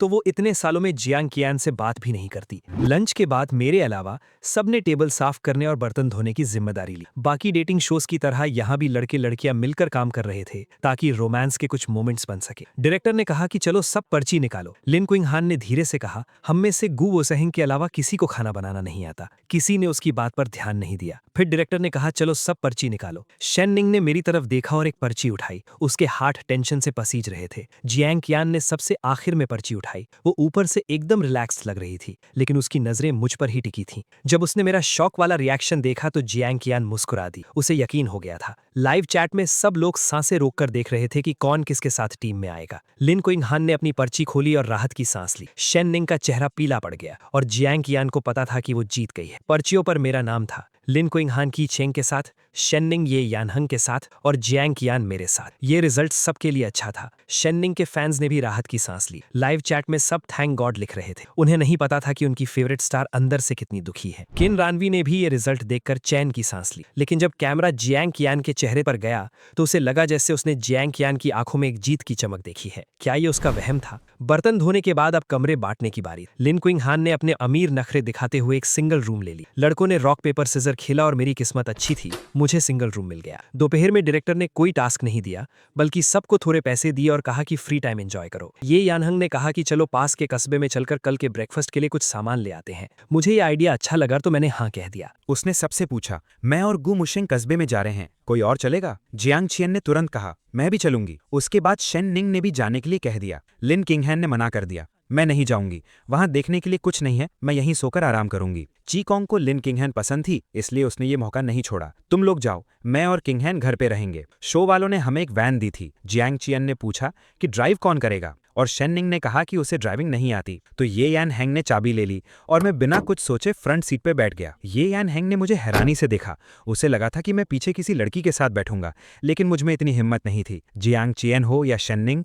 मैं दोनों से दूर ही रहना चाहता था। सीट बेल्ट बांधने के बाद ये यान हैंग ने पूछा, क्या इस शो में प्रोफेशन गेस करने वाला कोई गेम है? मैंने कहा, डायरेक्टर ने ऐसा कुछ नहीं बताया तो शायद नहीं होगा। लड़कियों में से दो तो फेमस थीं और मैं भी इंटरनेट पर ट्रेंड कर ही रहा था। उसने मुझसे पूछा, गू मुशेंग तुम क्या करते हो? मैंने कहा, मैं अनएम्प्लॉयड हूँ, मेरे पास कोई जॉब नहीं है। मैं समझता हूँ तुम तो फैमिली बिजनेस संभालते होगे। इंटरनेट पर सब जानते थे कि गू फैमिली बहुत अमीर है और मैं इकलौता बेटा हूँ तो बिजनेस मुझे ही मिलेगा। सबको लग रहा था कि मैं बस यहाँ मजे करने या टाइम पास करने आया हूँ। मैंने हंसकर कहा, नहीं, मुझे कोई प्रॉपर्टी नहीं मिलने वाली। ये यान हैंग को लगा मैं मजाक कर रहा हूँ। उसने पीछे जियांग चियन से पूछा, जियांग चियन तुम क्या करती हो? उसने आराम से जवाब दिया, मैं भी गू मुशेंग की तरह अनएम्प्लॉयड हूँ। उसका स्टाइल देखकर ही लग रहा था कि वो कोई नॉर्मल इंसान नहीं है और लिन किंगहान पहले ही बता चुकी थी थी कि जियांग चियन किन रनवी की मौसी है, मतलब वो भी अमीर है और शायद मेरी तरह फैमिली प्रॉपर्टी संभालेगी। ये एन हैंग ने मजाक में पूछा, क्या तुम और गुमुशेंग क्लोज हो? जियांग चियन ने मेरी गर्दन को घूरते हुए आराम से कहा, अभी नहीं, लेकिन आगे हो जाएंगे। उसके पास बैठी शेननिंग ने ये सब देखा। जियांग चियन के चेहरे पर एक अजीब सी स्माइल थी और वो मुझे ऐसे घूर रही थी जैसे मुझे खा जाएगी, वो भी इस बात की परवाह किए बिना कि कोई उसे देख रहा है। लाइव चैट में भी सबने ये नोटिस किया, जियांग चियन ऐसे देख रही है जैसे उसे खा जाएगी। ये तो कोई चुड़ैल लग रही है। कुछ लोग तो मुझे मजाक में टैंग मॉन्क बुला रहे थे, जिसे राक्षस खाना चाहते थे। गांव से कस्बे तक पहुंचने में 20 मिनट लगे। दोपहर के वक्त वहां ज्यादा लोग नहीं थे। हमने पहले कुछ सब्जियां खरीदी। मैंने आसपास की जगह को ध्यान से देखा। ये यान हैंग ने पूछा, और कुछ लेना है क्या? इतनी गर्मी और धूप में वो बस जल्दी से वापस जाना चाहता था। मैंने अंदर की तरफ इशारा करते हुए कहा, मुझे वहाँ थोड़ा काम है, बहुत गर्मी है, तुम लोग वापस चले जाओ। ये यनहैंग ने पूछा, तो तुम वापस कैसे आओगे? मैंने कहा, मैं कोई गाड़ी पकड़ लूंगा। ये यनहैंग ने जियांग चैन और शेन निंग से पूछा, तुम लोग क्या करोगी? दोनों ने कहा कि वो भी घूमना चाहती हैं। ये यनहैंग अकेला वापस नहीं जाना चाहता था। ठीक है, मैं गाड़ी में तुम्हारा वेट करता हूँ, कुछ हो तो कॉल कर लेना। उसने मुझे एक अजीब सी नज़र से देखा, जैसे कह रहा हो, भाई तुम्हारी किस्मत तो बहुत अच्छी है। मुझे उसका इशारा समझ नहीं आया। मैं बस अकेला घूमना चाहता था, उनके साथ नहीं। जियांग चैन और शेन निंग, मैं दोनों से ही दूर रहना चाहता था, इसलिए मैं बिना कुछ सोचे वहां से खिसक लिया। मैं कस्बे में इसलिए आया था क्योंकि मुझे कुछ कपड़े खरीदने थे। मैं अपने साथ ज्यादा कपड़े नहीं लाया था और गाँव के कामों के लिए सस्ते कपड़े लेना सही रहेगा। मैंने एक सन हैट, मस्कीटो रिपेलेंट और आर्म स्लीव्स खरीदे। फिर मैंने एक सस्ती सी स्लीवलेस टी-शर्ट उठाई। दिखने में बेकार थी, लेकिन गर्मी के लिए सही थी और गंदी होने पर फेंकने में दुख भी नहीं होगा। तभी शेन निंग पता नहीं कहां से आ गई और मेरे हाथ में नीली टी-शर्ट देखकर बोली, ये नीला रंग तुम पर अच्छा लगेगा।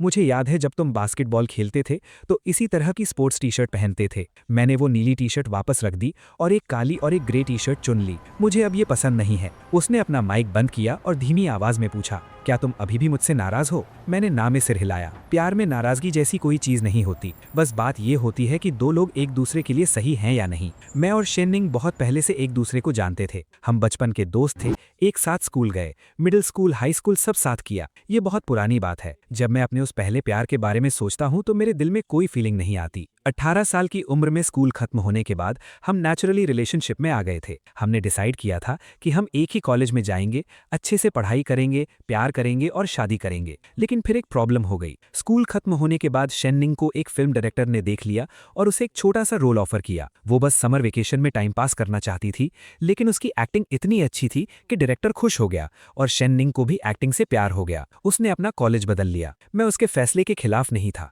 लेकिन मुझे इस बात का बुरा लगा कि उसने मुझसे ये बात छुपाई। मुझे कॉलेज शुरू होने के एक हफ्ते पहले पता चला कि उसने कॉलेज बदल लिया है। हमारा ब्रेकअप तो नहीं हुआ, लेकिन हम लॉन्ग डिस्टेंस रिलेशनशिप में आ गए। मुझे लगा था कि हमारा प्यार हर मुश्किल पार कर लेगा, लेकिन मैंने डिस्टेंस को बहुत अंडर एस्टिमेट किया था और शेन निंग के प्यार को ओवर एस्टिमेट कर लिया था। कॉलेज के पहले साल में ही उसने एक कंपनी ज्वाइन कर ली, अपनी ब्यूटी की वजह से फेमस हो गई और कंपनी ने उसे सिंगल रहने को कहा। उसने प्यार की जगह करियर को चुना। उस वक्त मैं अक्सर उसे दूसरे एक्टर्स के साथ रोमांटिक सीन्स करते देखता था। भले ही वो एक्टिंग थी, लेकिन वो हमारे असली रिलेशनशिप से ज्यादा रियल लगती थी। सब कहते थे कि वो दूसरों के साथ कितनी अच्छी लगती है। इंटरनेट पर उनके लव स्टोरीज लिखे जाते थे। मुझे पता था कि ये उसका काम है, लेकिन ये सोचकर ही मुझे बहुत बुरा लगता था कि वो लाइफ भर ऐसे ही दूसरों के साथ रोमांटिक सीन्स करेगी। इसलिए जब उसने ब्रेकअप के लिए कहा तो मुझे बुरा लगने की जगह रिलीफ फील हुआ। ब्रेकअप के बाद मैंने उससे अपनी लाइफ से पूरी तरह निकाल दिया। उसके नंबर ब्लॉक कर दिए, इंटरनेट पर उसकी खबरें देखना बंद कर दिया और अपनी पढ़ाई में लग गया। जब मैं किन रानवे से मिला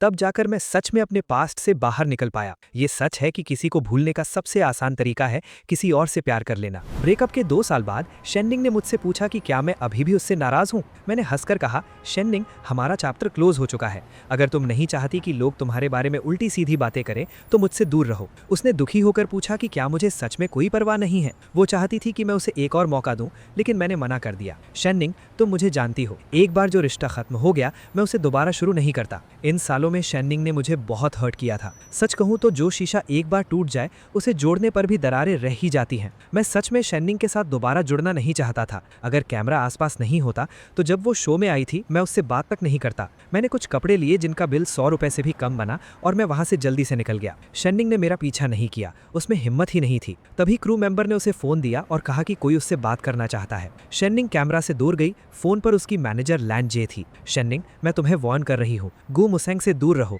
तुमने अपनी रेपुटेशन खराब करके इस शो में आने का फैसला किया। मैंने कुछ नहीं कहा, लेकिन क्या तुम में कोई सेल्फ रिस्पेक्ट नहीं है? तुम एक फेमस स्टार हो और तुम उस लड़के के पीछे जा रही हो जिसे किसी और ने रिजेक्ट कर दिया है। तुम्हारा दिमाग खराब हो गया है क्या? मुझे बस वही चाहिए। अपने पास्ट को याद करके उसका दिल भर आया। उसने पूरी फर्मनेस के साथ कहा, लैंजिए, मुझे बस वही चाहिए। मैं 5 साल पहले ही उसे खो चुकी हूँ और अब जाकर वो सिंगल हुआ है। हमने कॉन्ट्रैक्ट में तय किया था कि जब मैं सारे अवार्ड्स जीत लूंगी तो तुम मेरी पर्सनल लाइफ में दखल नहीं दोगी। मैंने इस दिन का बहुत इंतजार किया है, तो प्लीज मुझे मत रोको। गाड़ी में वापस जाते वक्त येन हैंग ने मुझसे पूछा कि मैंने क्या खरीदा है। मैंने बताया कि ये गांव के कामों के लिए है। वापस जाते वक्त हमने ज्यादा बात नहीं की। मैं बस आंखें बंद करके आराम कर रहा था, लेकिन लाइव चैट में बातें चल रही थी। सब गेस कर रहे थे कि मेरे और शेन्निंग के बीच क्या स्टोरी है और शेन्निंग मेरे लिए अपने फैंस को छोड़ने को तैयार क्यों है। घर वापस आकर मैंने रात का खाना बनाना शुरू किया। लिन क्विंग हैन भी आ गई और आलू छीलने में मेरी मदद करने लगी। उसने बहुत अच्छे से आलू छीले तो मैंने उसकी तारीफ कर दी। मेरी तारीफ सुनकर वो ऐसे खुश हो गई जैसे किसी स्कूल के बच्चे को शाबाशी मिल गई हो,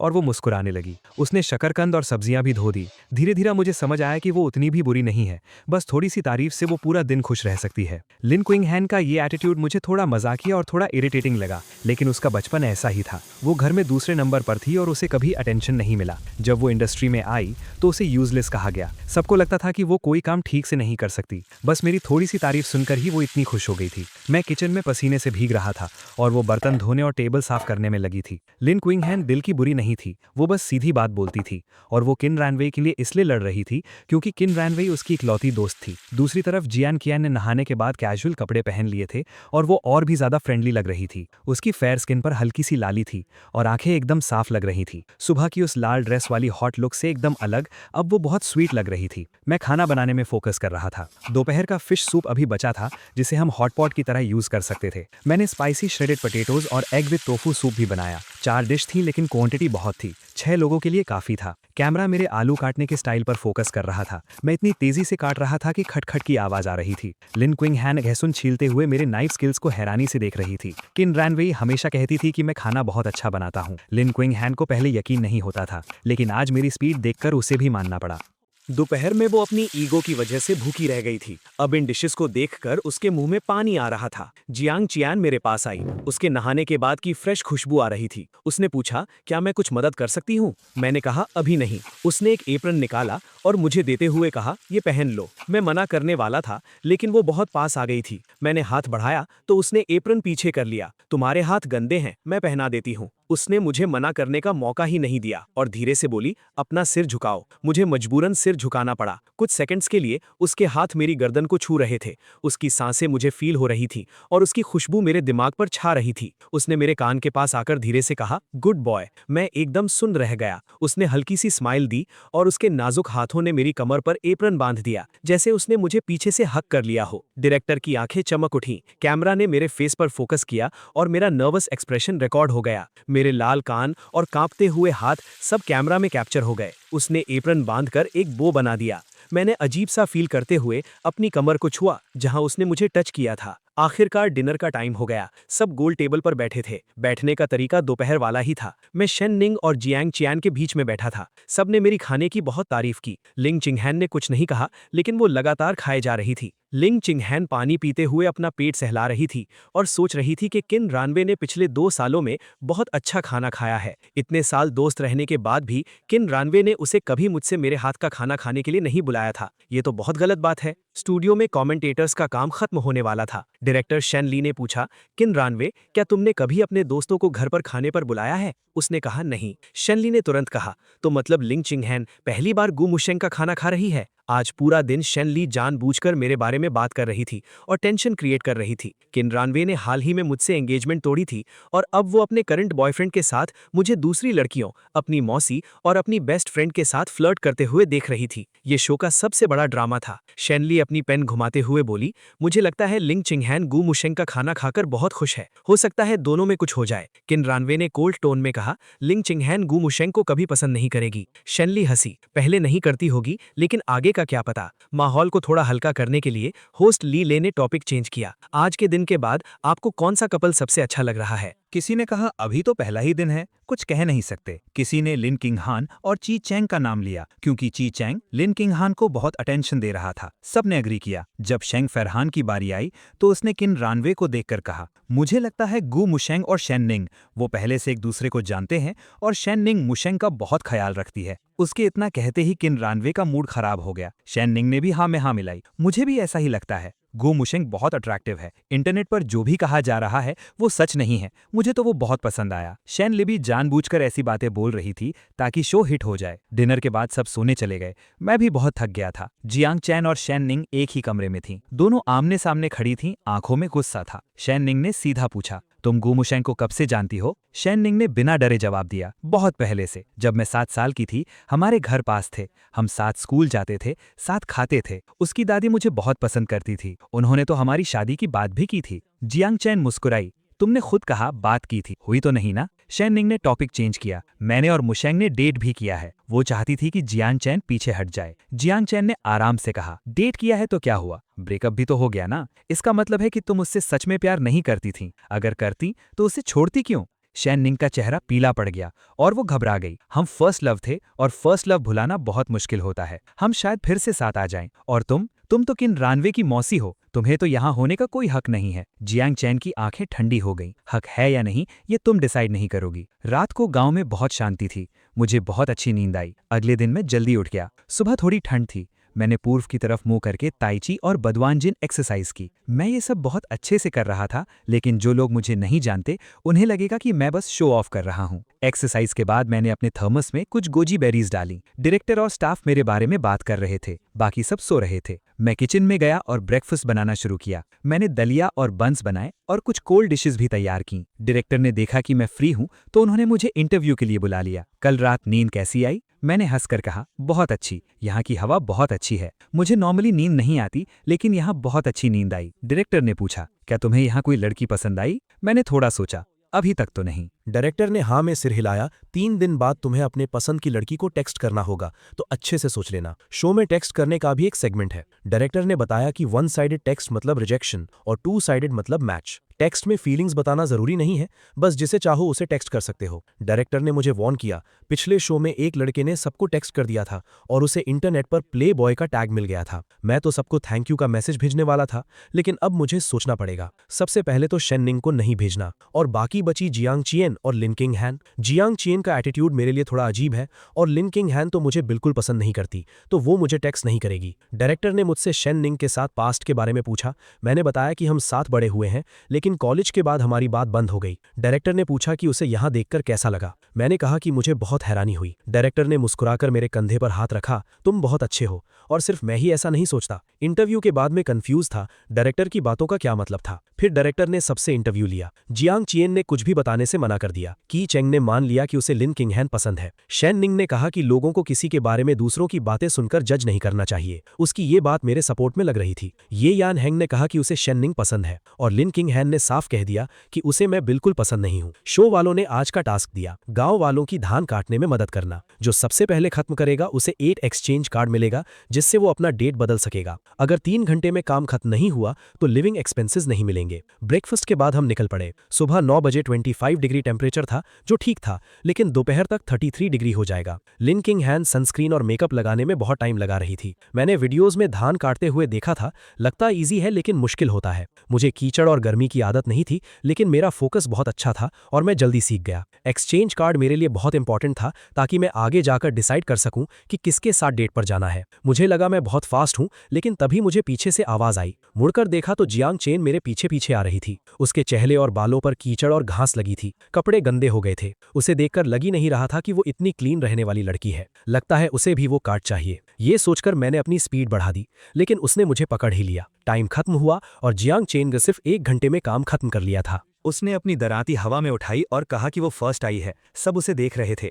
इतने गंदे कपड़ों में भी उसकी ब्यूटी छुप नहीं रही थी। तभी मेरी नज़र उसके हाथ पर पड़ी, वहाँ खून निकल रहा था। तुम्हारा हाथ कट गया है, मैंने उसे बताया। स्टाफ जल्दी से फर्स्ट एड किट लेकर आया। जैसे ही स्प्रे लगा उसने दर्द से सांस खींची, लेकिन कहा कि वो ठीक है। स्टाफ ने पूछा कि क्या उसे टेटनस का इंजेक्शन लगवाना है। उसने मेरी तरफ देखा और मुस्कुराकर बोली, गू मुशेंग, तुम मुझे हॉस्पिटल ले चलो और आते वक्त कुछ सब्जियां भी ले आना। मैंने हाँ में सिर हिलाया। खेत से बाहर आकर मैंने अपनी टी शर्ट उतारी तो मेरी बॉडी देखकर सब हैरान रह गए। लाइफ चैट वाले पागल हो गए। 8 पैक एब्स। मुझे लगा था गू मुशेंग बात कमजोर सा है, लेकिन ये तो बहुत फिट है। तुम लोगों ने कोई मर्द नहीं देखा क्या? ये क्या कमेंट्स कर रहे हो? देखकर तो मुझे भी शर्म आ रही है। मैंने घर जाकर शावर लिया और कपड़े बदले। जियांग चैन के तैयार होने के बाद हम दोनों कस्बे की तरफ निकल गए। रास्ते में मैंने देखा कि उसकी उंगलियां बहुत नाजुक हैं, लेकिन वो चोट बहुत गहरी थी। क्या अभी भी दर्द हो रहा है? जियांग चैन ने अपना हाथ मेरे होठों के पास कर दिया और बोली, हाँ दर्द हो रहा है, क्या तुम फूंक मार दोगे? मैंने उसे इग्नोर कर दिया। हॉस्पिटल जाकर हमने इंजेक्शन लगवाया और फिर सब्जियां लेने गए। रास्ते में मैंने उसका पूरा ख्याल रखा।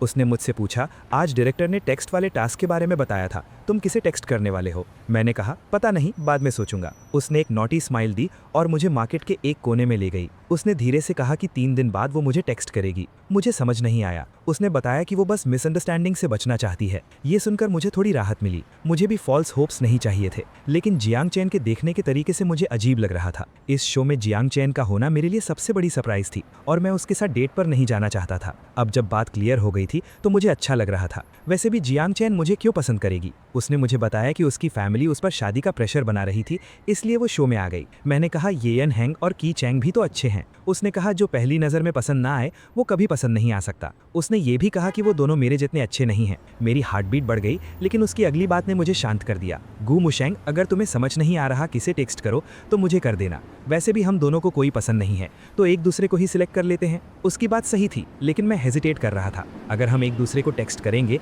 तो इंटरनेट पर और बातें बनेंगी। जियांग शियान ने कहा, शो के बाद मैं इंटरनेट पर सब क्लियर कर दूंगी, कोई मिसअंडरस्टैंडिंग नहीं होगी। जियांग सिस्टर, सच कहूं तो मुझे लगा था कि तुम यहाँ किन रानवे का बदला लेने आई हो। जियांग शियान ने फ्राउन किया। वो किन रानवे के लिए बदला क्यों लेगी? भले ही किन रानवे उसे मौसी बुलाती है, लेकिन उनका रिलेशन कुछ खास नहीं था। अगर मेरी किन रानवे से एंगेजमेंट नहीं हुई होती तो वो शायद ही कभी बात करती। मैंने क्लियर कर दिया, अब मेरी एंगेजमेंट टूट चुकी है तो मैं सब रिश्ते खत्म करना चाहता हूँ। मैं नहीं चाहता कि ऑडियंस को कोई गलत फहमी हो। शो के बाद मैं अपनी लाइफ आराम से जीना चाहता हूँ। मुझे किन फैमिली या जियांग फैमिली से कोई मतलब नहीं है। मुझे कन्विंस करना इतना आसान नहीं था। जियांग शियान की आंखें उदास हो गईं। उसे पता था कि ऐसा ही होगा, लेकिन फिर भी उसे बुरा लगा। मैं समझती हूँ, तो क्या तुम शेननिंग को टेक्स्ट करोगे? मैंने तुरंत मना कर दिया, बिल्कुल नहीं। उसे लगा कि अभी चांस है, लेकिन उसके चेहरे पर टेंशन साफ दिख रही थी। शेननिंग को शायद कोई गलतफहमी हो गई है। कल रात उसने मुझसे कहा कि वो तुम्हारी फर्स्ट लव है और वो सिर्फ तुम्हारे लिए शो में आई है। वो तुम्हें भूली नहीं है और उसने मुझसे तुमसे दूर रहने को कहा। मुझे यकीन नहीं हो रहा था कि शेननिंग ऐसी बातें करेगी। जियांग शियान ने पूछा, क्या तुम दोनों सच में रिलेशनशिप में थे? पास्ट की बात सुनकर मुझे गुस्सा आ गया। ये बहुत पुरानी बात है, अब हमारे बीच कुछ नहीं हो सकता। जियांग सिस्टर, ये सच है, लेकिन तुम किसी को मत बताना। उसने मजाक में कहा, मैं किसी को नहीं बताऊंगी, लेकिन शेननिंग तुम्हारे साथ डेट पर जाने की पूरी कोशिश करेगी। अगर तुम्हें समझ न आए कि उसे कैसे मना करना है तो तुम मेरा नाम यूज़ कर सकते हो। हम एक दूसरे की मदद कर सकते हैं। मुझे लगा वो मजाक कर रही है, तो मैंने मना नहीं किया। मैं सोचूंगा। तभी स्टाफ हमें ढूंढता हुआ आया। मैं यहाँ हूँ, चलो वापस चलते हैं, बहुत लेट हो गया है। जियांग शियान ने कहा, हाँ चलो। स्टाफ पसीने से भीगा हुआ था। तुम लोग कहाँ चले गए थे और तुमने अपने माइक्स क्यों बंद कर रखे थे? जियांग शियान ने कैमरा की तरफ आंख मारते हुए कहा, हम कुछ पर्सनल बातें कर रहे थे। वापस आकर मैं सीधा किचन में गया। जियांग शियान मेरी मदद करने लगी। उसके हाथ पर चोट थी तो वो पानी वाले काम नहीं कर सकती थी, बस छोटे मोटे काम कर रही थी। आज मैं 2 डिशेस बनाना चाहता था। जियांग शियान ने हैरानी से पूछा, तुम्हें कुकिंग भी आती है? मुझे बस कुछ बेसिक डिशेस आती हैं। तुमने मुझे सब्जियां धोने या काटने नहीं दी तो मैं सिर्फ कुक ही कर सकती हूँ। मुझे कम मत समझना, मेरी कुकिंग तुम्हारे जैसी अच्छी ना हो, लेकिन खाने में टेस्टी होती है। जियांग शियान कुकिंग करना चाहती थी तो मैंने उसे करने दिया। वो बर्तन धोने, तेल गर्म करने में एक्सपर्ट लग रही थी। मेरा एप्रन बांध दो। मैंने एप्रन लिया और उसके सामने कर दिया। जियांग चैन के एक हाथ में स्पैचुला था और दूसरे में सब्जियां। दूर से देखने पर ऐसा लग रहा था जैसे वो मेरे गले लग रही है। मैं उसके पीछे खड़ा था और वो नीचे देख रही थी। तभी उसने सब्जियां गरम तेल में डाल दी। आग तेज थी और सब्जियों के डालते ही आग भड़क उठी। जियांग चैन डरकर पीछे हटी और मेरे सीने से टकरा गई। गर्मी बहुत थी और हमने हल्के कपड़े पहने थे, तो मुझे उसकी बॉडी की हीट और हार्ट बीट दोनों फील हो रही थी। मैंने तुरंत उसे अपने पीछे किया और बर्तन पर ढक्कन रख दिया और आग को कंट्रोल किया। क्या तुम ठीक हो? जियांग चैन डर गई थी। वो अपना सीना सहलाते हुए बोली, मैं डर गई थी, अच्छा हुआ आग नहीं लगी। ढक्कन हटाकर देखा तो सब्जियां जल चुकी थीं। मैंने उन्हें निकाला और कहा, मैं ही कुकिंग कर लेता हूँ। उसे थोड़ी एम्बैरेसमेंट हुई। मैं तो बस शो ऑफ करना चाहती थी, मुझे नहीं पता था कि लकड़ियों वाली आग कंट्रोल करना इतना मुश्किल है। मैंने कहा, ऐसा ही होता है, तुम बस आग का ध्यान रखो। ठीक है। जियांग चैन ने अपना एप्रन छुआ और पूछा, क्या तुम्हें एप्रन चाहिए? तुम ही पहन लो, मुझे नहीं चाहिए। वो मेरे पीछे खड़ी थी और बाहर से आती आवाजें सुनकर उसने हल्की सी स्माइल दी। उसकी आवाज सुनकर मैंने पीछे मुड़कर देखा। हे दोस्तों, इस वीडियो को देखने के लिए आपका बहुत बहुत शुक्रिया। प्लीज इस वीडियो को लाइक और शेयर जरूर करें। अगर आप चाहते हैं कि हम इस कहानी को जारी रखें तो प्लीज इस वीडियो को अपना पूरा सपोर्ट दें और ऐसी ही नई नई स्टोरीज के लिए चैनल को अभी सब्सक्राइब कर लें। मिलते हैं अगले वीडियो में।